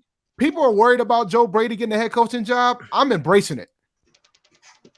I'm embracing it's it. definitely bro. listen. It's definitely inevitable. Joe Yeah. Brady is, if he continues on a decent career trajectory, man, that guy is going to be a head coach. Unfortunately, Joe Brady will get a head coaching job before Eric Bieniemy gets one. Yep, and that's a travesty. It sucks. That's a And travesty. dude, that part of the reason why I wanted Eric Bieniemy as our head coach is because we wouldn't have to worry about the guy coming up with our offensive game plan, leaving at the end of every year. Then you would have a system. I was like, the stay way in. that Tepper was talking, I'm thinking, oh, he's gonna definitely hire an offensive guy. He has to Yeah, hire that's an what it offensive looks guy, like. and then he brings in Rule, and I'm like, I waited for him to hire Josh McDaniels, and I so didn't want him. I did not want Josh. If they But were I going to said, hire I was him, I was like- going to cry. I was like, did yo, not want him. I was like, Bieniemy. I was like, you got Bieniemy, you got Stefanski. They're sitting right there in your face. Take one of them. And he said, "Nah, we're gonna go with the college guy." But poor old Eric Bieniemy, the worst thing for his career is also the best thing for his career. The worst thing that man's got going for him is Andy Reid. And it's But the not. It's problem also the best thing because, as long as Eric's there. Go ahead. Here's my beef, and this is what it comes down to me, man. And this is why I think it's more about the fact it ain't Andy Reid. My problem is that there's been 3 other head coaches that was offensive coordinator under Andy Reid that's gotten a head coaching job. Yeah, Matt. And none of them, and by the way, none of them were an offensive coordinator for the Super Bowl. None of them was a Super Bowl winning offensive coordinator. This man is, and he can't get a job. It's insane to me. It's insane. I will. That's why I will give him this though. If you're not going to be able to be a head coach, offensive coordinator for the Kansas City Chiefs, that sure ain't a bad job to have either, man. Oh, nah. Yeah, the enemy can pick the litter. I get it, And that's though. the thing. Yeah. But that's the thing that's annoying, right? It ain't even like Bieniemy even got offered a head coaching job. You know what I'm saying? Yeah. Like, it isn't just the fact that we passed him. Everybody else did. And Joe Brady got more interviews than Eric Bieniemy did after one season. That's why I sometimes bring this up. You got Judge Joe Brown out here with a head coaching job. And he wasn't even a coordinator.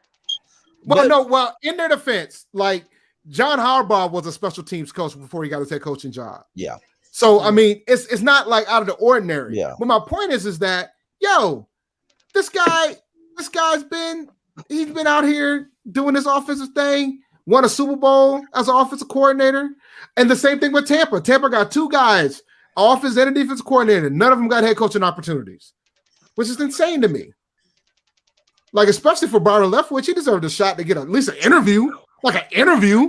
So I was almost certain that the Texans were going to hire him because what I was hearing was that's who Deshaun Watson really wanted to be the head coach of the Houston Texans. Right. And then when that didn't happen, that was part of what set him off. The Deshaun Watson issue was he felt like they weren't doing an adequate job in interviewing minority candidates. And he felt, and not just on the head coaching realm, but also in the GM position. And he felt like Houston didn't do an adequate job with that. And then you fire Bill O'Brien and you bring in another Patriots guy. So at that point, he's like, yo, I'm out. I don't want to be here. And then they still hired a black coach. But it's like the scapegoat goat of a black coach. Deshaun Watson's quarterback coach went on the radio at some point in time. I think it was around the end of last season. And he was saying, how highly they all thought of Eric Bieniemy and how highly most people thought about Eric Bieniemy. So, I mean, listen, I think at the end of this year, especially if the Chiefs go on to have another good year, dude, if he doesn't get a coaching job after this season, I don't know what the hell is going on. I know what it is, but we don't want to talk about it today. I know exactly what it is. Nope. We ain't going to talk about it today. Yeah, let's move on. Let's move on. So, before we go, though. All right, hold on. I got a question. Who do you think pushed the deal on Robbie getting re-signed? Do you think Robbie pushed it, or do you think? Well, the coaches did? no. I think Robbie pushed it. I think Robbie did that shit strategically too. It was brilliant how he did it. Like he wasn't showing up for things that weren't mandatory. He always showed up for the mandatory things. He kind of like, you know, whenever they asked him about it, it was like, nah, man, I'm here. I'm cool. Everything's good. Then they drafted Terrence Marshall. And then the rumors started coming out about trading. And then eventually the deal got done. Do you think he did it because Darnold's here now? No. I don't think Darnold had nothing to do with it. Man, real quick. You don't think that it could be like a repeat of the Jets where he doesn't ball out like he did with Teddy Bridgewater? Well, and that's the reason why he pushed. Maybe hold up, but hold that thought. No, because he could have gotten money in the open market. Hold up, He got a 1,000-yard season. I want to continue on that train, but I got to bring in my man. It would be a Friday free for all without the homie holding it down over there on the left coast. My man QT0. QT, what it is, baby. Bro? QT, what's up, man? Had to jump in there. What's happening? Hey, bro. Out here enjoying Chilling, this Friday, bro. Yeah, man, doing the Friday free for all, just hacking it up, man, talking some Panthers. Hey, bro, I gotta tell y'all this, man. So while y'all were sitting here talking, I had this dude waiting to come in the chat room, and he fucked up because he put up a fake picture of like this really old white dude sitting at a table, like in a Panther shirt, and I was about to let him in, but at the last minute, his screen dropped. And bro, it was a black dude, and he had no shirt on, and I just knew it was the same dude that came on earlier. You should have got his info. He was trying to get me again. You get his info so that way you can block him. Yeah, I got his stuff. I know his. But again, they come in under different names too, man. So I'm just gonna have to be more diligent. Trolling. Well, I think who I let in, man. But hey, QT, real quick, man. This is I mean, we've been talking about everything, but this has been like a prediction show, man. So I need you to give me a prediction for this 2021 season, man. And it could be whatever prediction you want. It could be our record. It could be how many yards DJ Moore gets, NFL MVP, whatever prediction you got in your head about this 2021 team. Bro, I'm trying to hear it, man.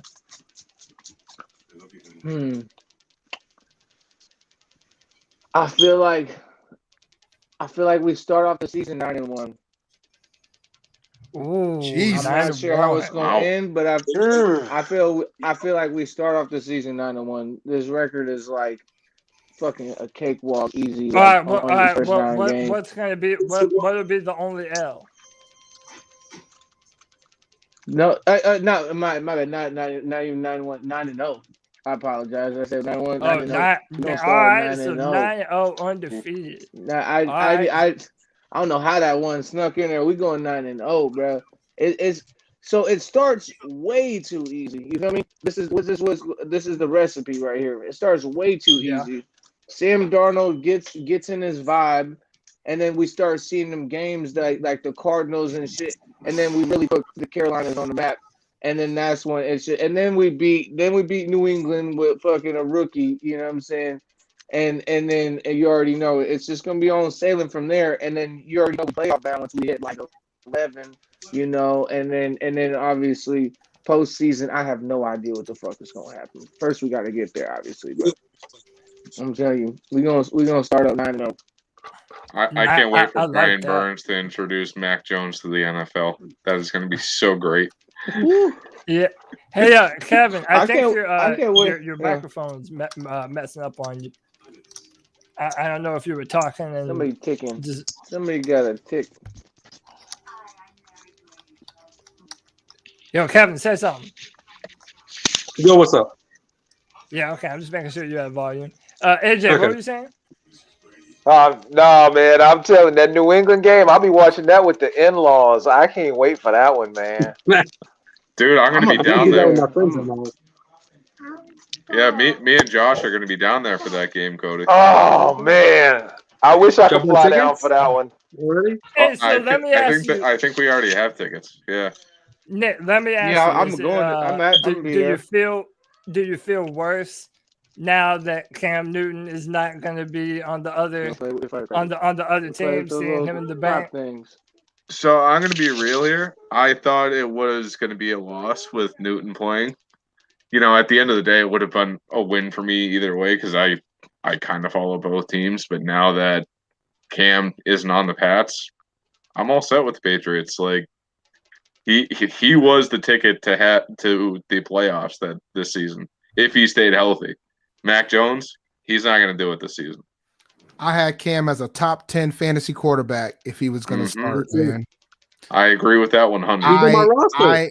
I don't understand. I understand why they did it because I think they probably thought that if they felt like if Mac Jones was ready, they didn't want Cam to be there as a backup. Yeah, because Cam has that alpha dog mentality. I blame Cam for that whole fiasco because I'm sorry, Cam messed up because Cam opened the door for Mac Jones. Him missing them 5 days of practice opened the door for Mac Jones. But the problem was he never. The moment they drafted Mac Jones, the fan base had absolutely no interest of him being the starter. Well, that's true. The fans up there did. That's okay. That's fine. But Cam played decently in the preseason. The moment when that incident did happen with the COVID misunderstanding, once that happened and the media attention went to Bill more heavily than normal, you could tell that Bill was like irritated by the shit. Yeah, he was done with it. He was done with it at that point. Bill was like, they ain't that big enough of a difference. And Mac Jones runs the Patriot offense the way they want to run the offense. Mac Jones went 30. He went 30 of 35 against the Giants' first team defense in that scrimmage. But he was efficient throughout all the preseason too, and he ran the offense just like Brady ran it when he was at the quarterback. Whereas Cam's offense was a little bit different. And that's where he's not going to get touched.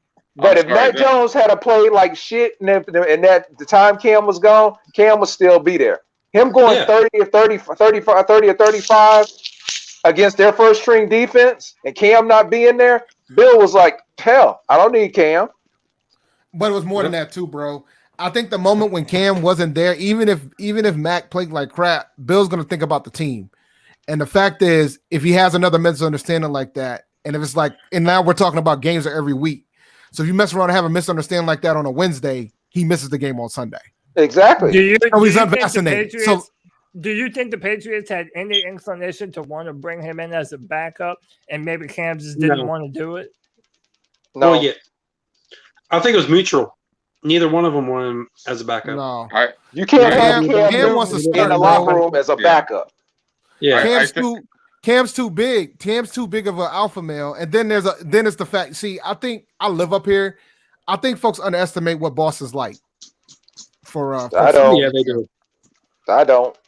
It's like if you listen to how the radio treated Cam, like they used to do a weekly QB interview with the quarterback. And I was like, I wonder if they're going to keep it around as long as Cam's the starter. They kept it around last year, but it was awkward as hell. And they got rid of it this year because they didn't think they were going to draft Mac Jones. So I'm anticipating that they're going to bring it back since Cam is no longer the starter. Did they ask Cam why is he listening to so much rap music? Well, dude, it was so. I saw a video of Tom Brady out here getting it in on some. Yeah, and dude, you know what? Like, it's. But that's the thing. But that's my point. I feel that's bad the thing for even saying this. Like, I feel bad for even saying this.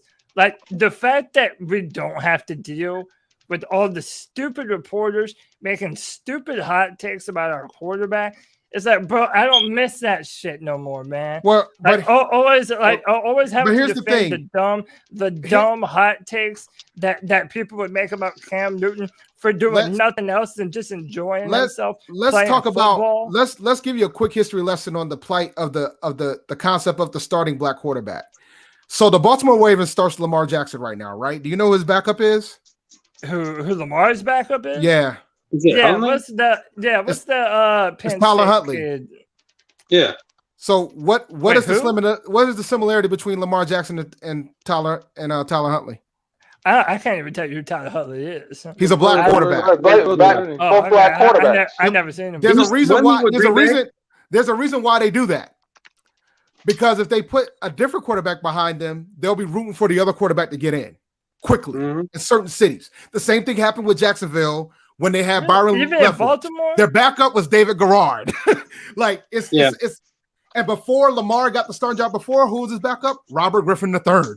Like there's a reason for it. Yeah, And there was a point in Carolina. There was a point in Carolina where folks was like, bring D.A. in. I'm like, why do you want Derek Anderson in?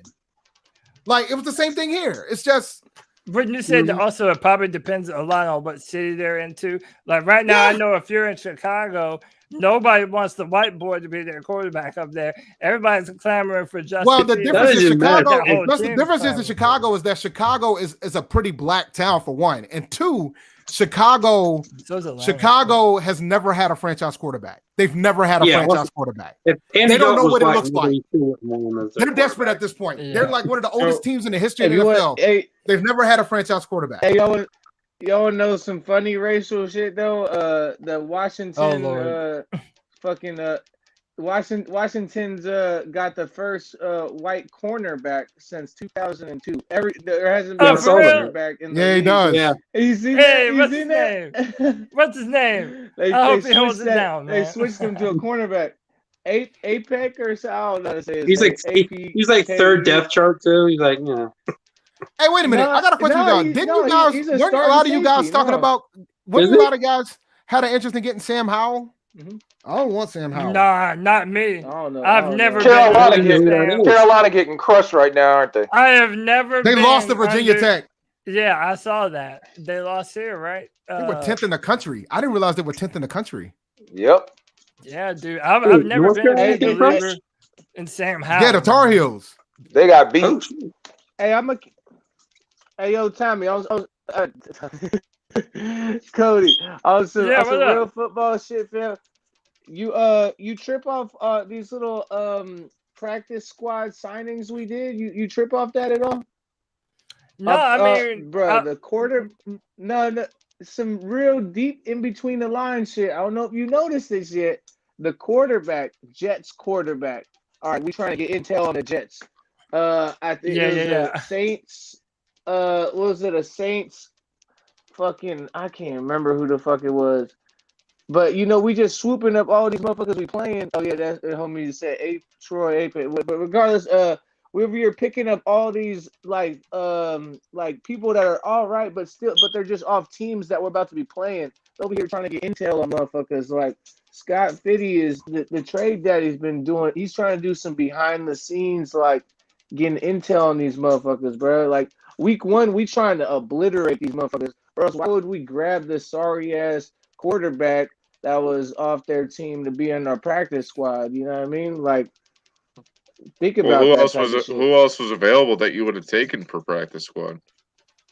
There wasn't really another quarterback. Anybody. I mean, yeah, but how many quarterbacks would have been okay with being signed to the practice squad? We'll know after next week. If James Morgan gets cut next week, then we know that's what they brought him in for. Yeah. I'm trying to tell you. Even the Bills getting that little trade in for the little edge dude. You know what I mean? There's so many different. I'm trying to remember the was it Falcons or Saints? Somebody we swooped up real quick. I can't remember. It's right off the tip of my tongue. But we picking up people, and then the Bills dude. You know what I mean? Bro, we're trying to get this intel on people, and they trying to get some good people behind the scenes at the same time. They wouldn't have they wouldn't have traded a 6th round pick for him or whatever we gave them for him. Just to get a little bit of intel on the Bills, especially a team that we know that we're most likely going to lose to. Yeah. It's going to be one of those things where for us to win, hold on. Why would you think that if we could start this season off with a huge roast, like just think going 9-0, and then maybe we lose a game or two, and then we try to get back on our feet on that Bills game, like, bro. Offensive. Hey, let me tell you, That's the Offensive matchup. line. That's the matchup where we find out if the Panthers are for real. I Yep. mean, straight up, that Bills Exactly. matchup, those last 4 games of the year are Bills on the road, mind you, up in Buffalo. Late in the year, it's probably going to be snowing sideways. Then we got Buccaneers, then Saints, and then Buccaneers to finish the season. Listen, at that point, I'm hoping up until that second Falcons game, week 14, we're going to know who we are going up into Buffalo, because that's when you're going to see if this team is really ready to make a legitimate playoff push.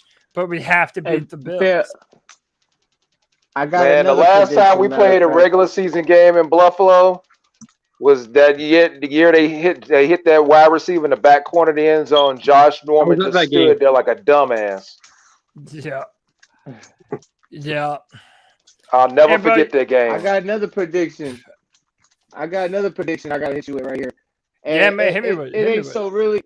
It's gonna be our player doing it, but it's another player's downfall. I really feel like the first Buck game we gonna injure Tom Brady.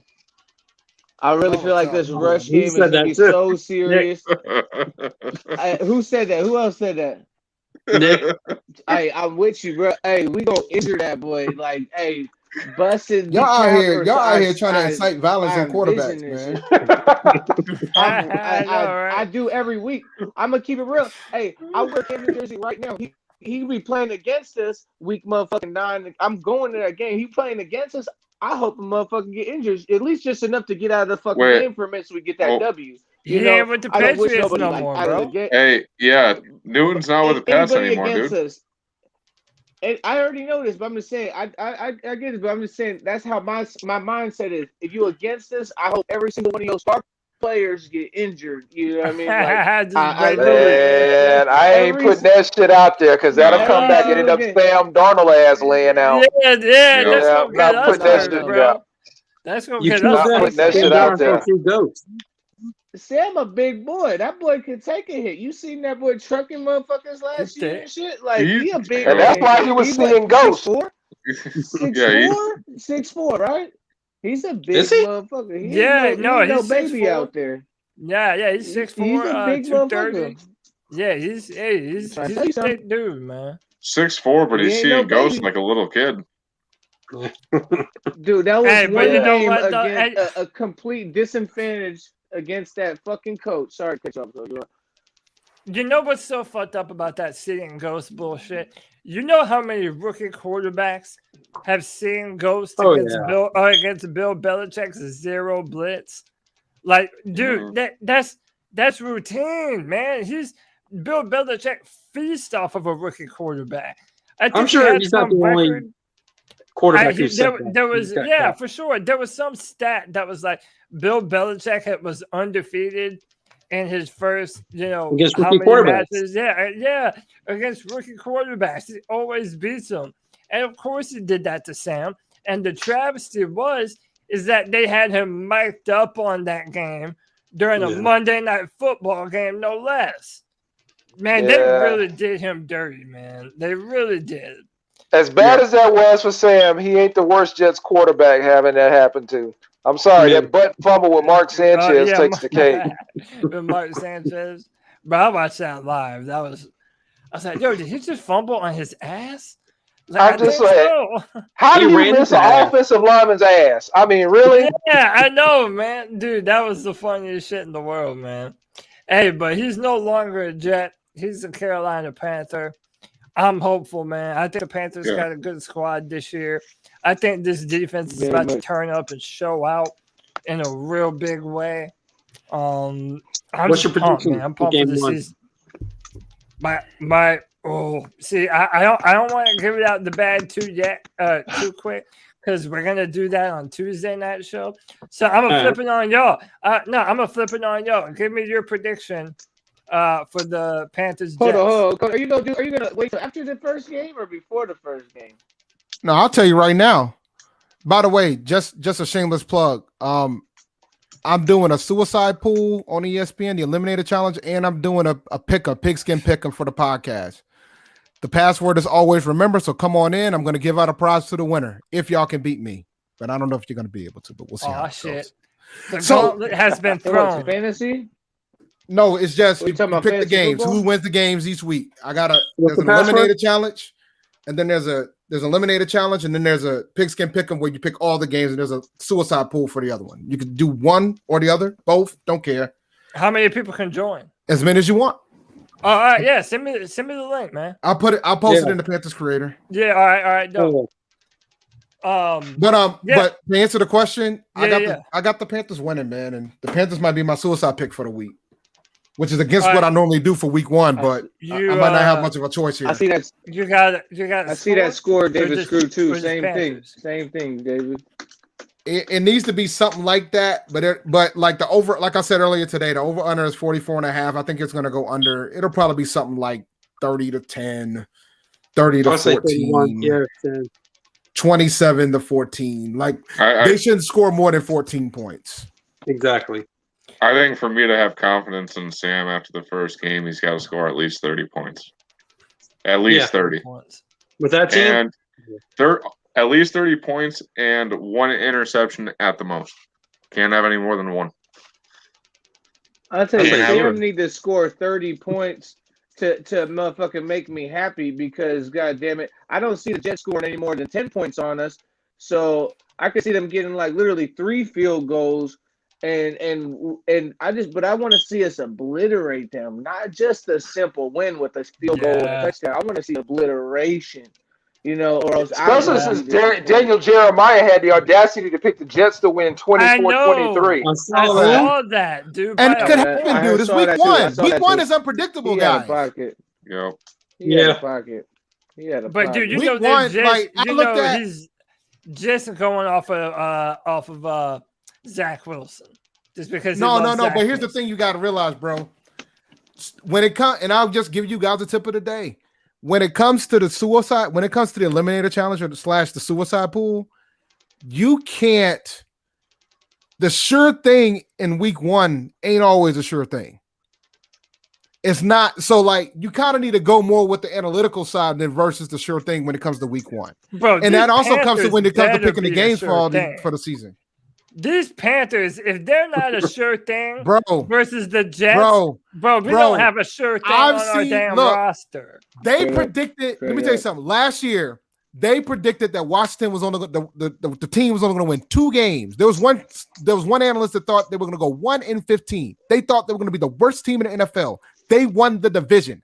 They Yeah, but won that's week a one. that's So my that's point- a bad analyst say, but they But always my had a point good is that D-line. it's week one is so unpredictable, man. Yeah, I feel you on that. I feel you on that. It's just like, yeah, on paper, we should beat their ass. But I wouldn't be shocked if it's close. I think we'll still cover because it's the line right now, 5 points. But I think it could be close because think- we don't, but because it goes back to my discussion about we don't know what this team's gonna look like as Hey. starters. They haven't had that many live reps. I haven't even mentioned this yet. You know what really scares me about our week one matchup? Okay, Jets just got Robert Saleh as their brand new head coach. This man apparently is a defensive genius. So what Eric Bieniemy is to the offense, Robert Saleh is to the defense, right? I'm worried about Quinnen Williams on Paradis because Quinnen Williams is kind of underimpressed in his time in New York. But dude, if that guy turns it on, I maintain that Quinnen Williams was the highest graded defensive tackle that I've ever looked at coming out of college. And I mean, that dude is a legitimate nightmare. And that's going to be a real test to our interior that no one's really talking about. Quinnen Williams and Pat Elflein. But we could double that and whoever man, we though. got playing guards, though, man. Screen them. Bro, that tackle position is the easiest position to double. You know what I mean? Like it's the ends that is trouble with doubling because you could spread them out going every which way, and that just opens up your whole fucking offensive line. With them tackles, you could. Why do you think Brown gets doubled so consistently? It's just so easy for a guard to just help that center, or vice versa, and then even third person on real quick if they don't want to stand enough people. Yeah, I'm just trying to think of where they have any advantages because, like I'm saying, if the Jets matchup isn't a sure thing, then dude, we don't have a sure thing on our entire schedule. Like especially knowing how many players they're missing. Now Jamison Crowder might not be able to play. Rookie quarterback. Yeah, a rookie quarterback, and we got a healthy squad, and we got J.C. Horn and Dante Jackson looking to get a bunch of interceptions. Like, man, that we have to win that game. Dude, they got to bring the heat against Zach Wilson. You got to bring the blitz. Yes. Brian Burns every damn down. Wants to sack people so bad he can't stand it. They almost had to force him to set out to stop during the Steeler game because he wanted to sack people so bad. I think we're just going to unloose and say, go have at it. But speaking of those, dude, I think we're going to blitz a lot. And I think Jeremy Chin, they're going to use him as a heat-seeking missile. Just like he did in college, just like he did last year. They want that man to boom you. And that's what I think that they're planning on doing with him this season. Remember when we had Eric Washington? Or no, not Eric Washington, Steve Wilkes. When he was the defensive coordinator, we were blitzing all the time, man. I don't know if Zach Wilson make quick decisions, and that's going to open up JC and Dante to get them quick interceptions. Yes. We got a pick six. My prediction is 49-6. 49-6. I'm going to go bet. No, they can't. That's too high. I got the under. The under. 38. My pick'em's always wrong, but I sure would like that. No, actually, I want a 50 burger. I want a 50 burger. I want to put 50 burgers. If we go out with just 49 points, and we can't score one damn point, I want somebody to ask Matt Rule why. How can you not score one more damn point? All I'm gonna say is this, man. If we lose to the Jets on Sunday, I'm gonna need you guys to start making this coaching staff accountable more. I'm gonna tell you that right now. If we lose to the Jets week 1, y'all gotta start thinking about the coaching staff. Oh, it'll happen. It just will. Hey, if that happens, we'll cross that bridge when we get to it. But we ain't about to lose, Dave. I don't think it's gonna happen either. Lose, Dave. You know what's going to happen though. Bridge, Dave. Y'all know what's going to happen though. If we do that, no matter how good or bad he plays, you're going to hear re-sign Cam Newton everywhere. That's just what you're going to hear. Well, I already said it doesn't matter if he's on the roster or not. You're going to hear that regardless. Yeah. Look, man, the comment section of our last Tuesday night video. I'm sorry. If we score 16 points against the Jets, no. Bro, no. People were telling me that we already spoke too long on Cam Newton on last Tuesday night show. So this is my deal, man. Like, unless Cam Newton is a legitimate continuous sign with the Panthers, I'm not going to talk about it all year. No matter how much everybody's going to want to bring it up, dude, I'm not talking about Cam until Sam is dead under Bank of America Stadium, dude. Hey, I'm not even going to entertain. For the folks in the group, I put it in the private chat. Okay. All right. Appreciate you, Dave. For both of them. And the password's the same for both the Eliminator Pool and the Pinskin Pick'em. All right, cool. Yeah, man. So look, we're damn near at 2 hours, man, after doing this redo stream because there's some assholes living out there in the universe, man. But listen, we did another show. You got a new ice up pick. Oh yeah, bro. I don't know what that was. I don't know if that's an ice up pick or if that's just a get a fucking life, why don't you? Pick. That's like you need to check yourself right there. Like if that's what you need to do in order to enjoy your life, you need to check yourself because that's kind of sad. Hey, I got to speak on fucking Cam Newton shit because I never got to call it. Yeah, man, go ahead. Screen of death. QT, you went dark right as you were about to spit these bars, man. You just went all black on me, bro. I can't even see you, bro. Get this out. There you go. Yeah, there you are. Oh, no, there you went. Damn it, you're playing with my emotions, man. Hey, I got. You're playing with my emotions, QT. All right, go ahead. Hold on. I got to speak real quick, in and out. You know what I'm saying? Yeah, man, do your thing. This Cam Newton shit could be very beneficial to us. Momentum wise, emotional wise, the back of the house, the locker room vibe wise. But two words that I've been trying to preach to people that it slides by people so inconspicuously, it's almost redundant because it's so important. Red zone woes, god damn it. Those 4th and 1s, those fucking right at the goal line and 1s type bullshit. Remember how easy it used to be when Cam Newton could just fucking reach his hand over, or just, quarterback power, like just blatantly make it like this is what we gonna do and you can't stop it type shit. You know what I mean? Like, and I, okay, Cam Newton's arm isn't what it used to be, but that motherfucker could still run. You know what I mean? And we got the highest amount of cap space in the motherfucking league right now. And I know damn well $20 million is way more than enough to get him, but I don't feel like we should use all of it, obviously, on him. But still use a percentage of that to then just tell Cam Newton straight up, hey, fam, Sam's our starter. Yeah, if you get injured, you come in, but we need you to play this Taysom Hill role. We need you to play these 4th and 1 roles because that's what we're lacking at, and make it blatantly understanding to him. So it's not like we playing them. You know what I mean? When it comes to that press talk, you're like, that's what they told me. They just kept it straight up from the gate. You know what I'm saying? And then it doesn't make them look dicks. They right their wrongs. We got the legend back on the squad. He will retire a Panther like that. You know what I'm saying? They already said they want him to retire with us. We burned that bridge. We burned that bridge whenever we cut him when we did. If we didn't cut him when we did, it would be a different story. But the fact that we waited as long as we did in that offseason to cut him. Yeah. Hold on. And then remember, they wanted to say that he wanted to he requested a trade. And he went on his Instagram. And he went on his Instagram. He was like, nah, I never one time requested a trade. So don't even put that out on my name.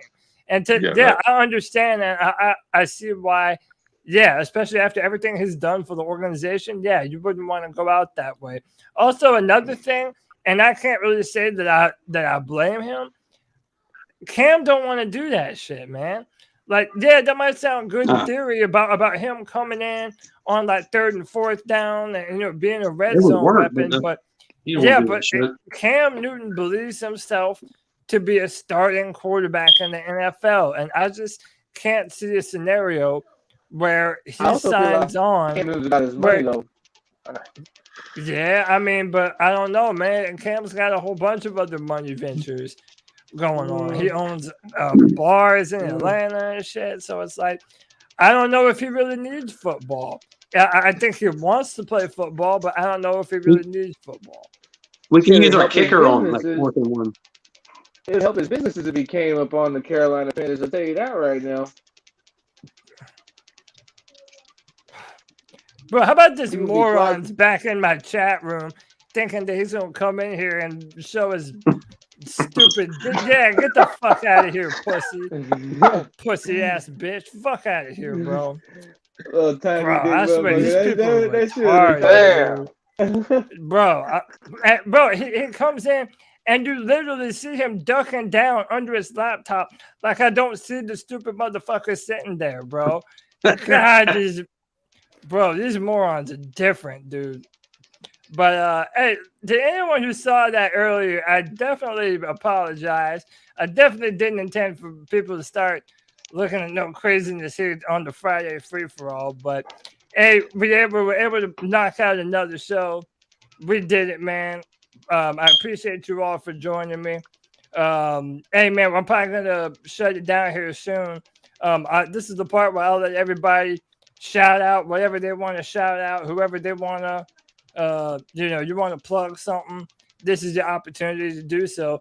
Nick, my co-host, has been with me for all these things, man. Nick, what you got to tell the people, bro? you can follow me on Instagram under Monty's Motorsports. Post up all sorts of cars and all sorts of other stuff. Feel free to get at me on there. Down to talk anything, movies, football, cars, you name it. I'm down to talk about it. So I'll be working on my Jeep all weekend and be posting up some updates on that at the end of the weekend. So stay tuned for that. Cool. Dave, talk to him, man. I know you got something to tell him about. Yeah, man. Y'all always got something going on. So look, man, you might as well tell him about it. You know what we do, man. So the bottom line is become a Patreon. We're gonna start doing more film studies for the Patrons. We've been doing the Legend Series, interviewing a lot of former NFL players. We've interviewed a few Super Bowl players as well. Stephen Davis, Deshaun Foster, Greg Hardy. We've also we just interviewed Philly Brown. So become a Patreon. You get access to all those interviews. So patreon.com/Panther Nation PC. We're going on. We're live every Monday at 8:30. Me and Rashad get it in every week. I'm gonna start my fantasy series very soon for my Patreon subscribers. We're gonna start doing film studies. We have the MVP giveaway. We've given away tickets to the Jets game. We've given away tickets to the Panthers game against the Patriots. We thought it was gonna be the blood and guts game, but hey, it is what it is. So come join us. And like I said, Pigskin Pick'em. Just look up Panther Nation Podcast. Password. Always remember, we're giving out a prize for that as well. I want to hear that Stephen Davis. What's up, man? Kevin, what's up? Oh, I'll say I want to hear that Stephen Davis interview. Yeah, man. Become a Patreon, man. That was my man back in the day. Yeah, salute, Dave. I appreciate you joining me once again, man. AJ. Hey, man. I love being able to put a name to a face, man. I'm happy that, I'm starting to see y'all, hear y'all. I love it, man. I feel like I've got some real legit friends here in the Panthers community. AJ, I'm happy to see you again, brother. Why don't you, you got anything you want to tell the people before we get out of here? I'm on Twitter at AJ Lindsay 1216. I'm, as I said, looking forward to the games coming up. I'll be on Monday with Rashad and Dave. I'll be listening to you guys. I'll be on C3 the next night. Hey, let's get these games going, man. Yeah, man. Yeah, we're doing the prediction episode. I can't wait. It's gonna be fun on Monday. Yeah, man. Absolutely. We'll be doing our prediction episode this Tuesday night. Dude, hey, there's no better time to be producing content for the Panthers, man. I love it, bro. This team is fun right now. I'm into it. Panther Rule, you have anything you want to tell them before we get out of here? I can't hear you, man. Yeah, either your mic is muted or. All right, can you hear me now? Yep. Yeah. Okay. Yeah. I think the Panthers going to win. I really do. Good luck to Cam Newton, whatever he wants to do, be it play football or whatever, as long as it's not against the Panthers. But we'll just see how this season goes. I don't have anything to plug or anything. So. All right. QT0, the homie, holding it down on the left coast, aka the West Coast. Always coming on here, chiefing, bro. I appreciate the vibe that QT gives, bro. What's up? Always, you gotta be positive. You feel me? You gotta be positive. Yeah, man. So I wanted to invite you. Actually, I wanted to start my own little podcast thing too, man. Keep pounding _West. You know what I'm saying? I wanna try and get all these West Coast fans and link in with the people out yonder way. You know what I'm saying? Yeah. So we gonna finesse this thing, and I want to I'm really envision going out to a lot of these West Coast games, because that's most ones I see. I'm gonna go to my first home game ever as a Carolina fan, like 13 years as a Carolina fan. Never even been to Carolina. You know, it's gonna be my first time this year, week 9 against the Patriots. Already got my ticket, got my plane booked and everything. But I go to all the West Coast games, and I'm gonna do like a lot of interviews, get the table set up, camera, and like interviews of all the Carolina fans on the West. Because dude, I be at these games. There's tons of blue out there. There's seas of baby blue out there, bro. At Raider games, where it's supposedly the most violent, what's it called? bro, we out there thick. You know what I'm saying? And I'm trying to tell you, you know, and I even want to interview the haters out there, the opposite, the posers, you know, and like. And I'm gonna be just doing my first little show. I'm gonna have Unk tomorrow. Shout out to Unk, you know, from Keep Pounding TV. He's gonna be up there with me. I'm gonna be shooting your time like around 8 o'clock, like 8 to 9 o'clock. I don't know if you're available at that time, but I'm gonna be that's what I'm gonna be shooting. So if you with it, you fuck with my Instagram or my Twitter. I'll put it in the chat real quick so you can see it. And you know what I'm saying? I'm trying to get this thing started. I even want to do the video game thing, you know what I'm saying? I got the whole little, you know, the stream thing. So I'm trying to get that finesse. I'm trying to get my cash. I'm trying to get y'all over here, you know. Gotta get my paper. There's paper to be made, you know. You gotta get there. Y'all gotta y'all gotta get a cash app on there, and you know what I'm saying? Fuck, you gotta be telling these people. Hey, bro, this is my thing with all Panthers creators, bro. Rising tide lifts all boats. That's true. So that, hey man, the internet is too big for us to not all be successful in the ways that we want to be, man. So, hey, QT, whenever you start up your podcast, let me know. You know I'll come on there and cut up with you sometime, man. And we'll you know, we'll help you get out your podcast to the fans, man. That's what we do. I'm trying to beat on round tables, you know what I'm saying? I'm trying to beat them. I'm trying to fuck with y'all, you know. Hey, bro. Like hey, man. Hey, man. Just make it happen, dude. And you know, you can hit me up. I'll give you advice on anything you need to start shit up. I'm gonna put it right here, right now, so you guys up in the little shit. Yeah, man. Well, hey, listen, y'all. I'm about to get up out of here, man. I appreciate you all for joining me today. We will be back every single Friday at 7 p.m. for the Friday free for all. I appreciate you all joining me. Please hit the like button if you haven't done so already. Hit the subscribe button and hit the notification bell to get notified every time C3 Panthers podcast goes live. Yeah, man, that will be it for me tonight. I am your host, Cody Lashley. Until next time, keep pounding. Keep pounding. Keep pounding, guys.